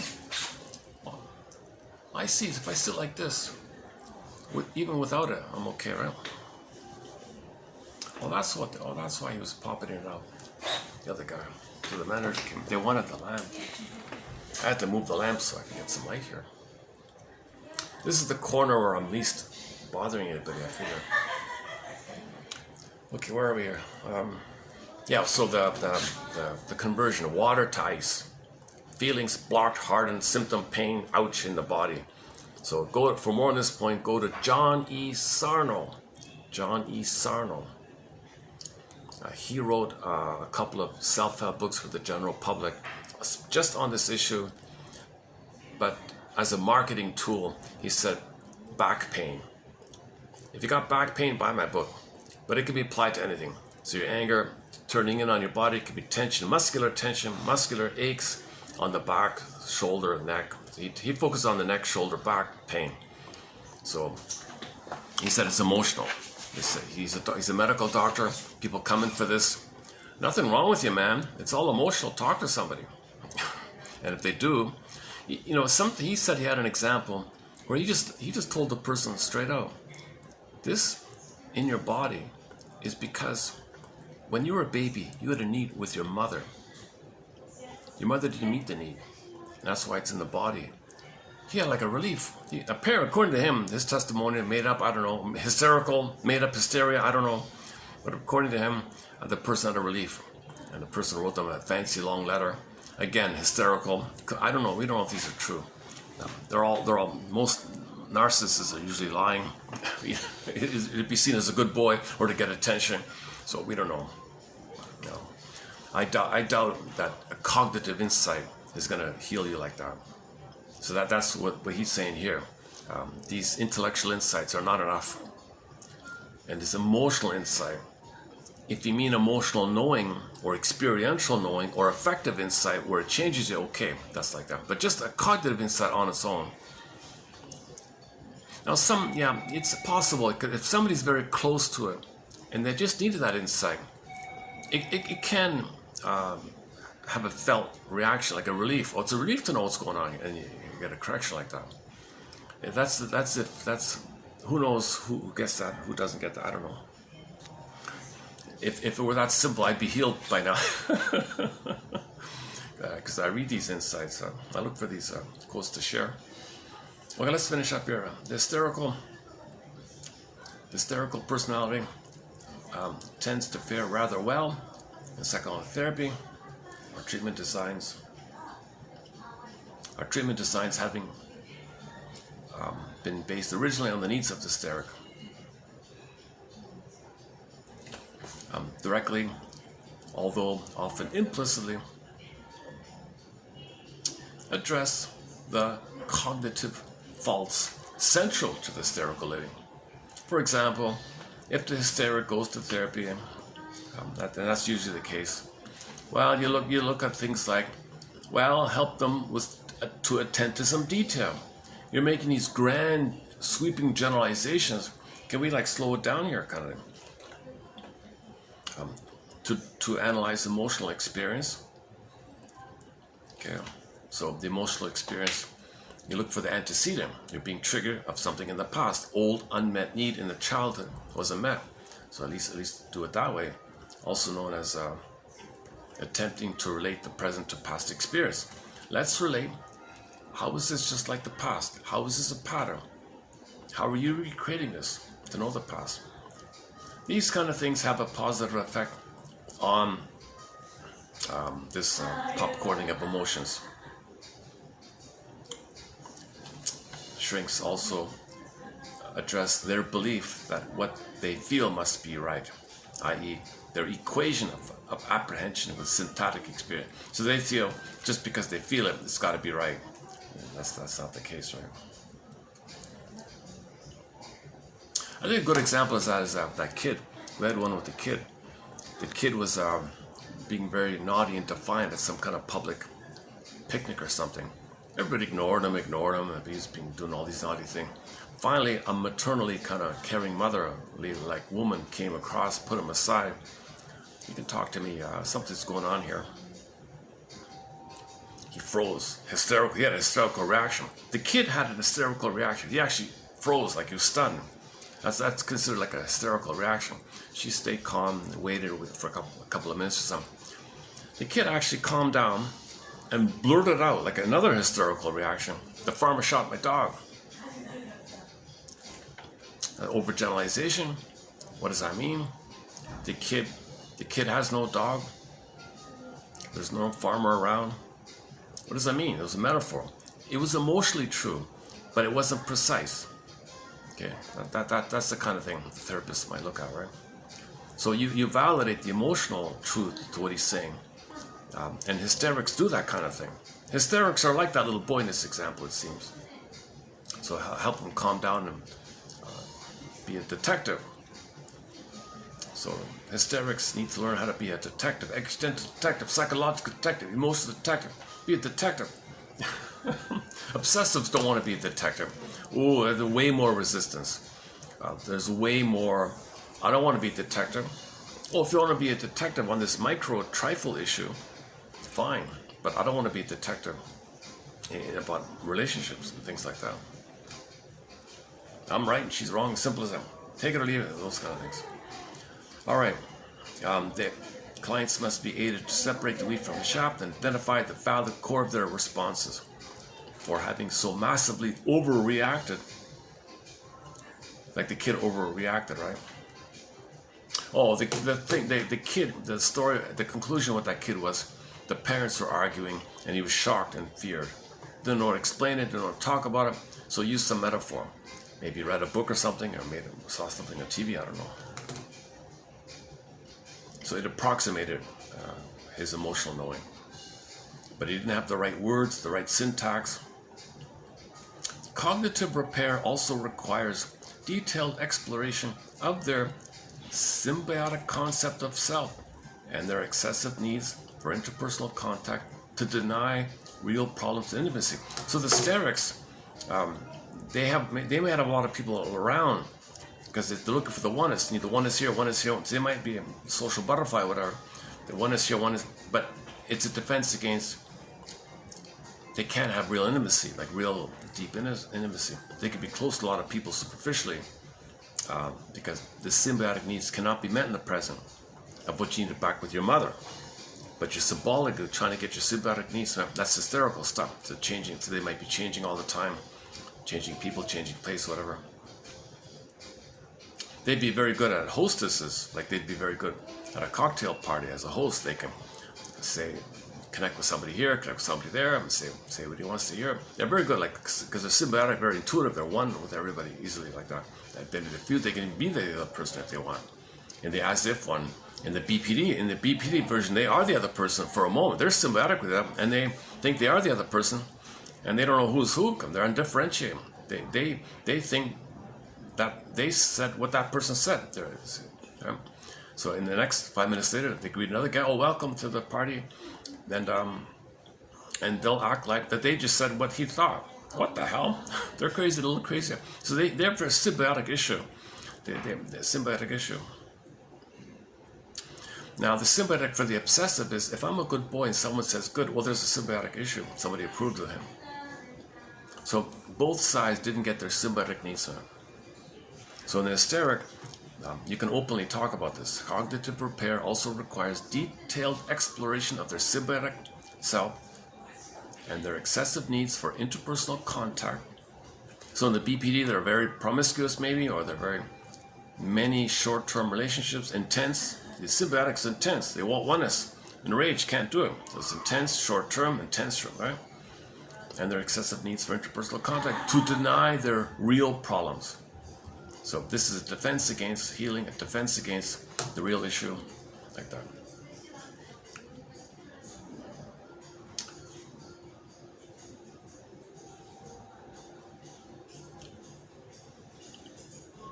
I wonder if they'll do it, huh? Actually, okay, it's okay, even if they don't get another lamp. This is doable, right? The lighting is doable here, isn't it? If I sit like this.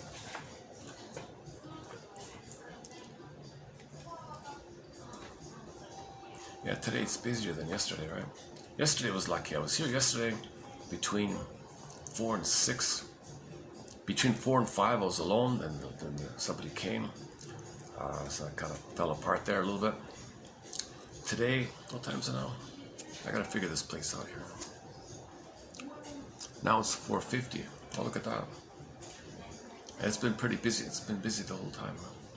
No, from 3 to 4 was okay, right? And then these people came at 4, around 4. Okay, why am I telling you this? Maybe we should take a small break. Let me take a small break. Let me just walk around this little area, see what's going on. And I might move or stay, I'm not sure. Okay, I'll let the phone read out. I'll let the phone read out this part here.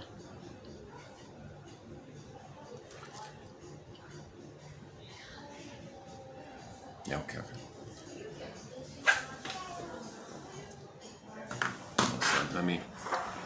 So I can't put it like directly on the table because it muffles a little bit. I need some kind of, oh, I see. Let's do it this way. I need something softer on the ground. Just try it like this.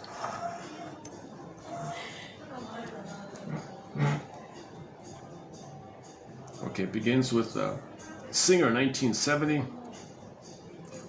I think we have a couple of his quotes, I'm not sure. Okay, I'll see you in a couple of minutes.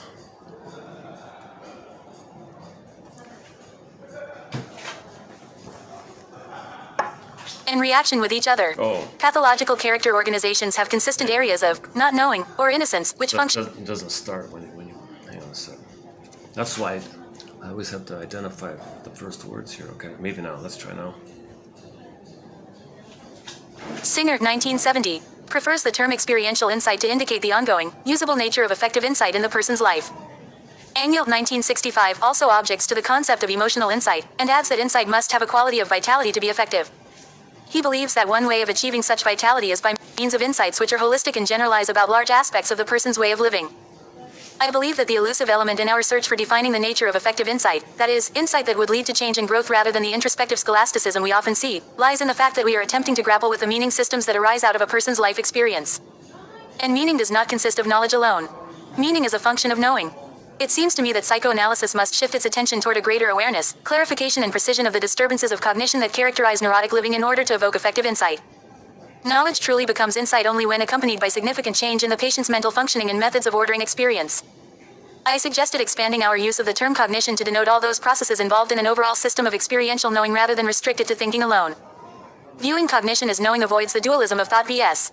effect that pervades our theories. Cognition so considered would include an entire range of knowing differing primarily in their degree of sensate or syntactic structure. The more linguistically structured an experience is, the more we may be said to comprehend. Sensate experience would be knowing on a level of apprehension rather than comprehension. By custom we refer to the more immediately apprehended aspects of experience as feeling, and the more linguistically structured and comprehended as thought.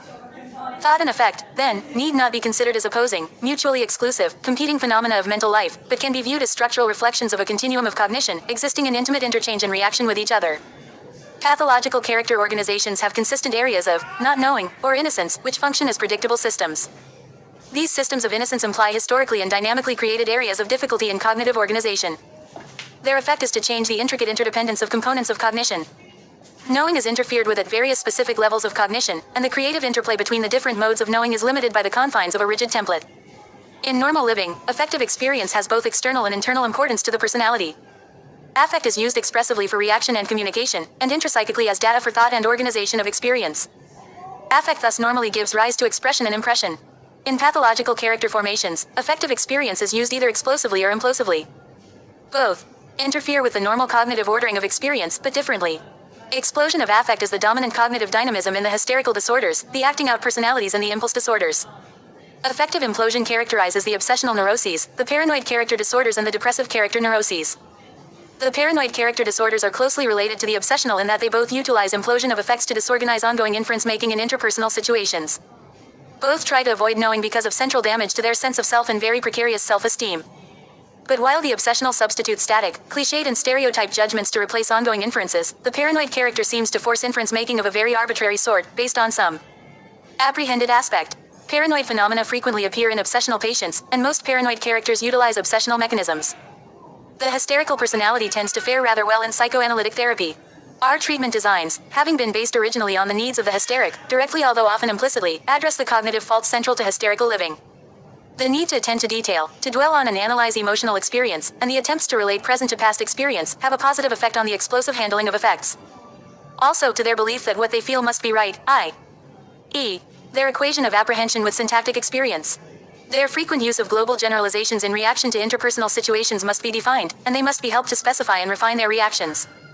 They must be aided to separate the wheat from the chaff and identify the valid core of their responses, for having so massively overreacted, they then tend to deny or discard the perception entirely. Cognitive repair also requires detailed exploration of their symbiotic concept of self, and their excessive needs for interpersonal contact to deny their real problems with intimacy. J. Barnett TQ 3284. Okay, 84. That's our fifth video. So we discussed roughly 4 of his articles, I think. Okay, so let's start to wind it down here. Any concluding thoughts here? Let's see. The most newly recently added joke to our humor collection, just a short one-liner. It's about a guy who fancies himself a comedian, and he compiled 10 puns, and he wanted to, and he sent the 10 puns to his friends, hoping that one pun will make them laugh. No pun intended. Okay. So one of our threads here is the humor one. That's one of the best. Okay. So we talk about the psychology of humor. Yesterday, a little bit about the religion, psychology, religion, humor. Right? Today's about Mr. The hysteric obsessive, Mr.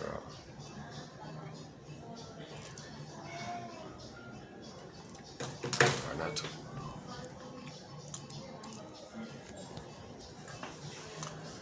What else?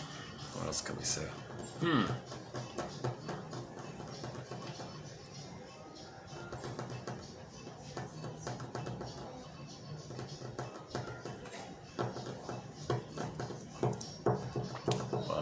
some people just opposite me there, so maybe I'll just wrap it up here. Okay. Hang on a second. Can I dig up the name of the article? Oh, it came from an article called Insight and Therapeutic Change. There it is there. Oh, and I found another article. Just before starting, I did manage to find another article. So hopefully we'll have another video. It's called Self and Character. Self and Character. I didn't peek at it yet, but Self and Character. So maybe tomorrow we'll get into this one here. If it's not too vague, if there's something practical to it. But the way he writes, the study of self is the study of the architectonics of subjective experience and personal meaning. So that's structure, template, architectonics, right? Constructs, imprints, maps, internal working model, etc. The study of the self is the study of the architectonics of subjective experience and personal meaning. I view the self as the way the individual experiences his person and his relationship to the inner and outer world. I view the self as the way the person experiences his person himself and his relationship to the inner and outer world. So your relationship between yourself and others. So you, myself, you to yourself, and you and yourself to the world. All of that put together might be the self. The experience of self. The experience of self is the product of the cognitive apparatus, cognition, and transform of the mind. Is the product of or your personality. Let's say, yeah, it could be like your personality. The experience of self is the product of the cognitive apparatus that transforms actual experience into subjective meaning. Okay, so you have an experience, and it's going to mean something to you. The self is what did that. Your experience of yourself is the transfer from the event and what it meant to you, right? The experience of the self is the product of the cognitive apparatus that the experience of self is the product of the cognitive apparatus that transforms actual experiences into subjective meaning and arises from the ubiquity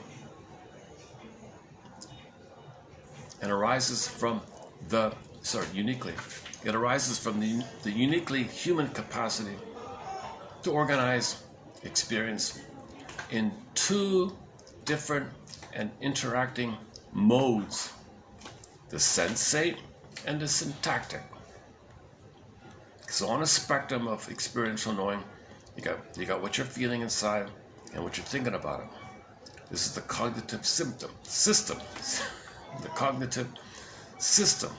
This cognitive system involving knowing on a felt and apprehended level, as well as knowing on the level of thought and comprehension, provides the complex structure that designs mental life. So he's doing this spectrum thing. It's not either or, thought, feeling, separate part. No, it's a spectrum. In previous communication, in which I proposed that designs of knowing and meaning are cognitive templates central to character structure, I indicated that I also view the self as part of the cognitive symptom related to character. I proposed that the self as a cognitive event, a bridging concept between the designs of knowing and meaning on the one hand and action and behavior on the other. I further observed that the self is designed and limited by the cognitive templates of character. This paper will attempt to extend and clarify this position. I will explore the cognitive and epistemic issues that I believe are central to the study of self and its relationship to character, psychodynamics, and psychopathology. The self refers to the experience of I, me, and my. Oh my. Oh boy. Okay, let's see if I can get this. The self refers to the experience of I, me, and my. Oh, me, myself, and I, right? Oh, is that there? Me, my, and I. Oh, me, myself, and I. Oh, maybe the script writer for that film read this article. I don't know. The self refers to the experience of I, me, and my. It is a system of constructs, implicit and explicit, formed by cognition, which I have conceptualized as experiential knowing. Experiential knowing. That includes sensate and syntactic forms existing at all levels of awareness or consciousness. Okay, so whatever you think, feel, believe, you got to look at the two, the sensate and the syntax. your body, feeling, emotion, and your sentences, what you're saying. You got to look at both. Are they? What's the relationship between the two? Are they fighting with each other? Called the inner conflict. The referent of self is always the person. The referent of self is always the person as subject as well as object. I lost me there.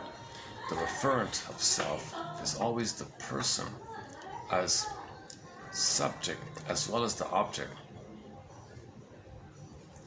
The referent of self is always the person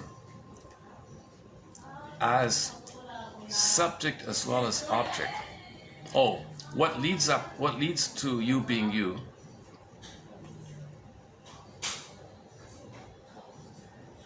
Okay, let me follow up on that. Maybe it'll come to me later. The form and content of the self are provided. Oh, I'm not getting glare this time, eh? With the lighting. The form and content. Am I better off just reading without them? Let me try it this way. Maybe oh. It's just so bright, huh? The form and content of the self are provided by the impact of the experience with the real world. Okay? The structure of the self is designed by the interaction of the person's cognitive system with external experience, as well as by the internal organization of that system in the form of character. Our tendency to think of self as a fixed and static entity is related to our awareness of the substance and continuity of our bodies and the memory of the perceived continuity of our experiences in time. I'm thinking about something the guy said there actually. Okay, I'm getting mixed messages now. He told me something different. All right. The self, however, is a holistic experience organized to integrate the constantly changing and growing experiences. Okay, here we go. So finally, we got somewhere here. Okay, so all that mumbling is for this. The self, however, is a holistic experience organized to integrate the constantly changing and growing experiences that arise from our evolving potentials for living and the way we interact with life. Although we tend to conceive of self as relatively monolithic, a conception that satisfies our need for meaning and significance.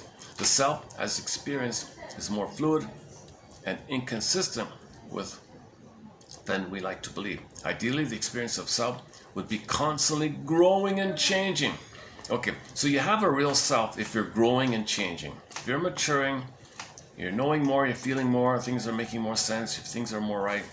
Okay, that's the self is doing that. The self allows for development and healing and corrections and updating and maturing. Okay, if the self allows that, if you're not in that place, then the self is bogged down by an old template. Ideally, the experience of self would be constantly growing and changing, reflecting in its dimensions and contradictions, our manifold and developing potentials for living, and our perceptions of our varied human responses to the constant change and flux of life. Yeah. So you want to have a sense of yourself that's able to learn, update, incorporate, assimilate, recognize, and you're growing and you're developing, rather than just some set, stubborn, I was like this as a kid, I'm still the same way like that. I think the same way, I still feel the same way, interact the same way, feel the same way.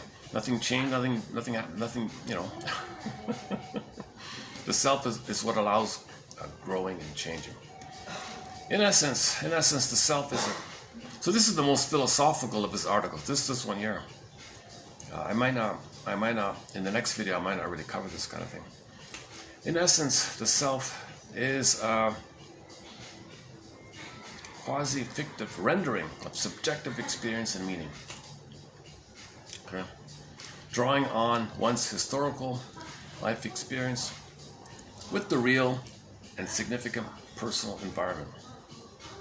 The person constructs a fictive rendition in an attempt to integrate outer reality with a sense of personal existence and significance. The extremely varied, conflicting, and contradictory aspects of one's person and one's interaction with the complexities of living are difficult to organize into a coherent and consistent system. Where are we here? Yeah, okay. It is a task we respond to with a range of construction varying from the one extreme of the most conventionalized stereotypes to the other extreme of fantastic and idiosyncratic constructs which burst the bounds of reality. From a psychological point of view, the self is the person's major artistic and creative expression of his life and subjective experience. How's that? From a psychological point of view, the self is the person's major artistic and creative expression of his life and subjective experience. Okay, that's called real self-activation by Master. So he would say real self-activation, activation of the real self. The real self expresses what's unique about you. You're creative like that, because everyone's unique. Right? Remember, the Great Spirit makes everyone unique, and we want to be aware of it to express it. Shining your light, all that stuff. All right. From a psychological point of view, the self is the subject's. From a psychological point of view, the self is the person's major artistic and creative expression of his life and subjective experience. Your subjective experience, you're going to express it, and you're going to express. And it's expressed via art and creativity. Emotions, art, and creativity. That's you. Emotions, art, and creativity. That's you. The wisdom and functional adequacy of the self involve the degree to which it reflects and integrates the person's sources of vitality and aliveness. So you're expressing your vitality and aliveness. The golden ball, back to the golden ball. The extent to which it is responsive to his potentials for living. Are you expressing your real self? That's your potential for living, and to the complexities and ambiguities of life. Are you seeing the two sides of a story? Are you seeing the both and of a story, the third side of the coin? The danger of the self involves the fact that an organized system of this sort can easily live our lives for us.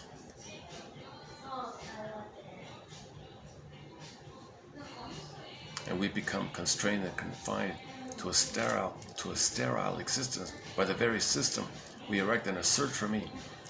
Okay, so if your template is rigid, then it's the puppet master, and you're not living your life.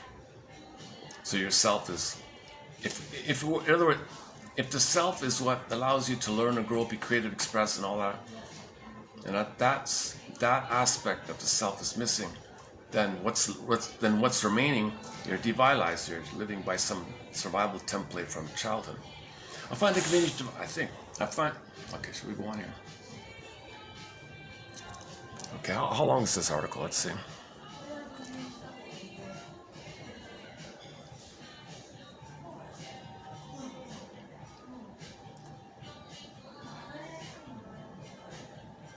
I have suggested that the neuroses, in essence, are cognitive disorders.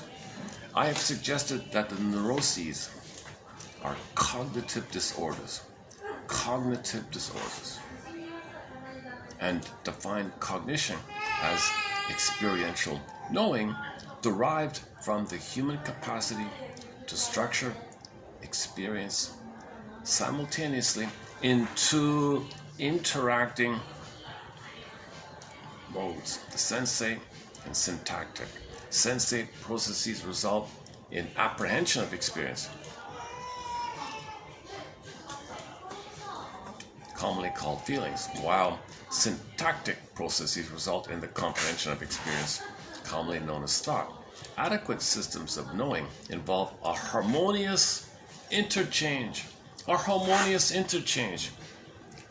Ferris wheel, yin and yang symbol, moon and sun, day and night, interchange.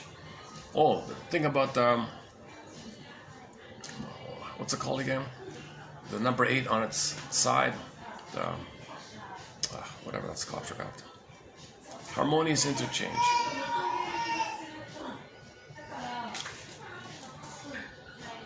So you got data from your body and you're aware of it and you talk harmonious interchange. Okay, moon, sun, yin, yang, okay, night, day, this kind of thing. Feminine, masculine, okay, sensate is the feminine, okay, like that. Oops. Oh, people are coming in here. Okay. Let's see what else. Oh, he does it again. Okay. In the dysfunctional character formations, affective experience is used either explosively or implosively and disorders normal cognitive organization. Okay, so the grasshoppering of affect is a cognitive dynamism in which a forceful ejection or voiding of apprehended experience takes place before adequate structuring of thoughtful integration of experience can occur. Implosion of affect, the whack-a-moling of your emotions, is a cognitive dynamism in which affect is forced inward on the cognitive processes and disorganize them. Both interfere with normal cognitive ordering of experience. Okay, so if you're doing either, if you're rejecting your emotions upwardly or inwardly, you're not thinking clearly, you're not thinking and feeling clearly, therefore you don't have emotional knowing, and the templates that you create early on is doing this. It's fragmenting. So the self is not available to you if you're operating by the templates. Is that it?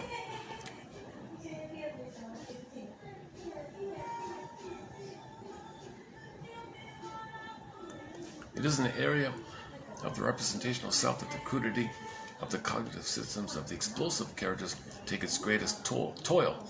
Their representation of self and others are hyperbolic and idealized, accounting for the rapid shifts between adoring idealization and hateful contempt and cynicism, both of self and others.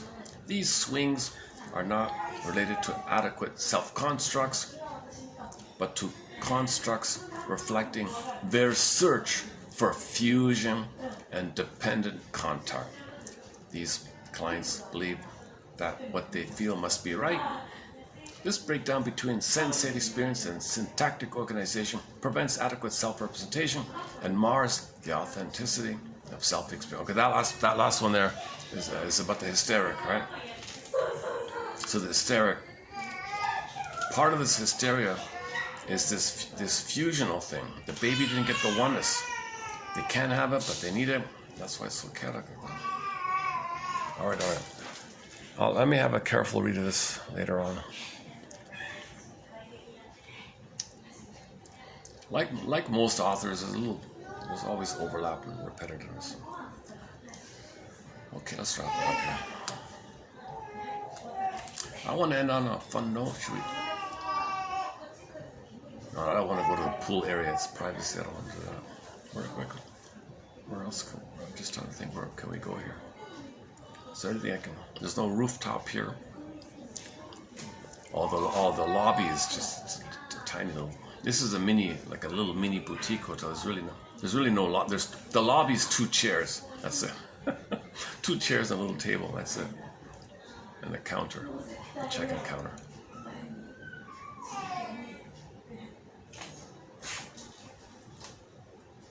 The restaurant above, privacy. I don't want to do that.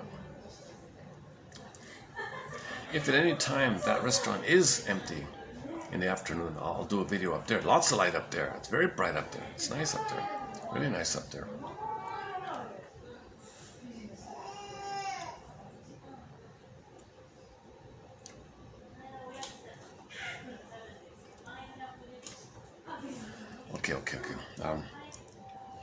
Okay. Here's something we haven't done in a long time or in a while. Radio Garden.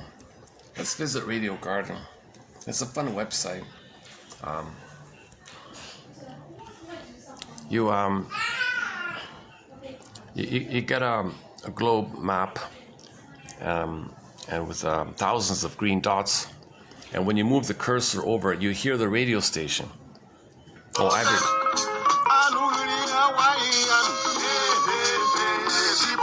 Oh, this is the channel where I found Nyanka Bell.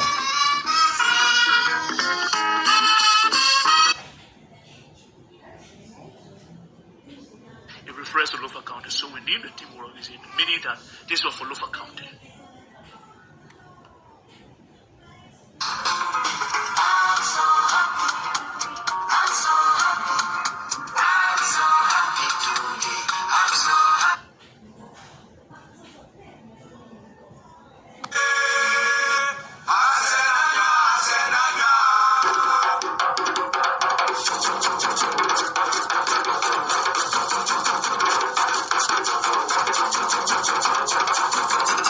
Okay, let's just end up with these drums here. Okay, submitted for your approval consideration should you choose to accept it. Your mission.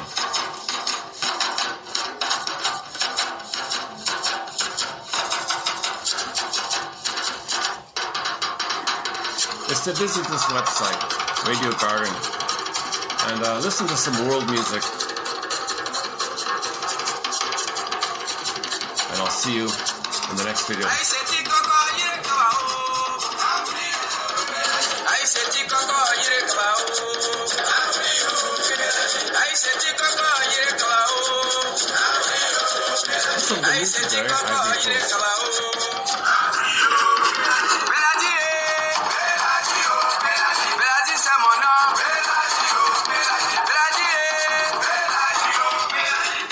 Sometimes if you click on it and get an ad,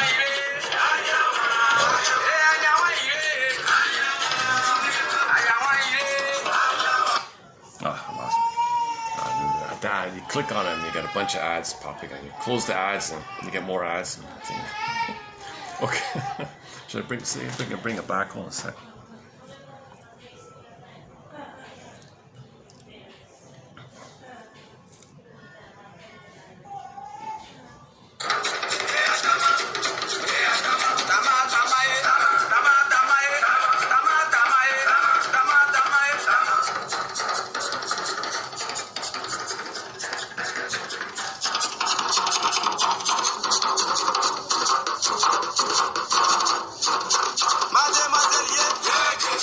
Oh, is that it there? That might be it there.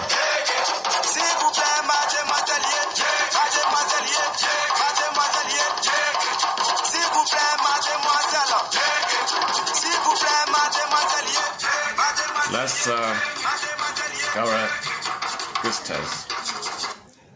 Got it.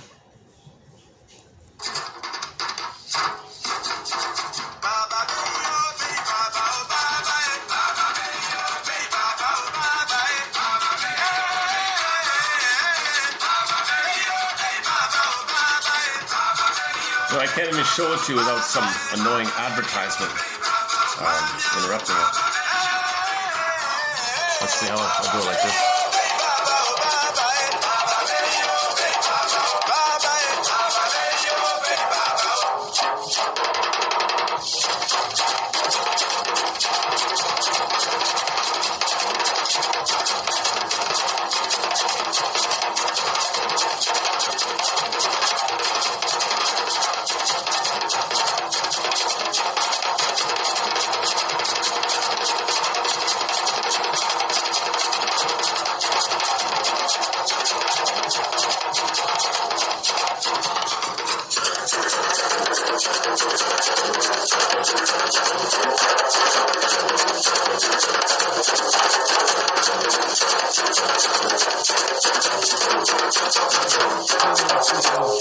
Thank you very much.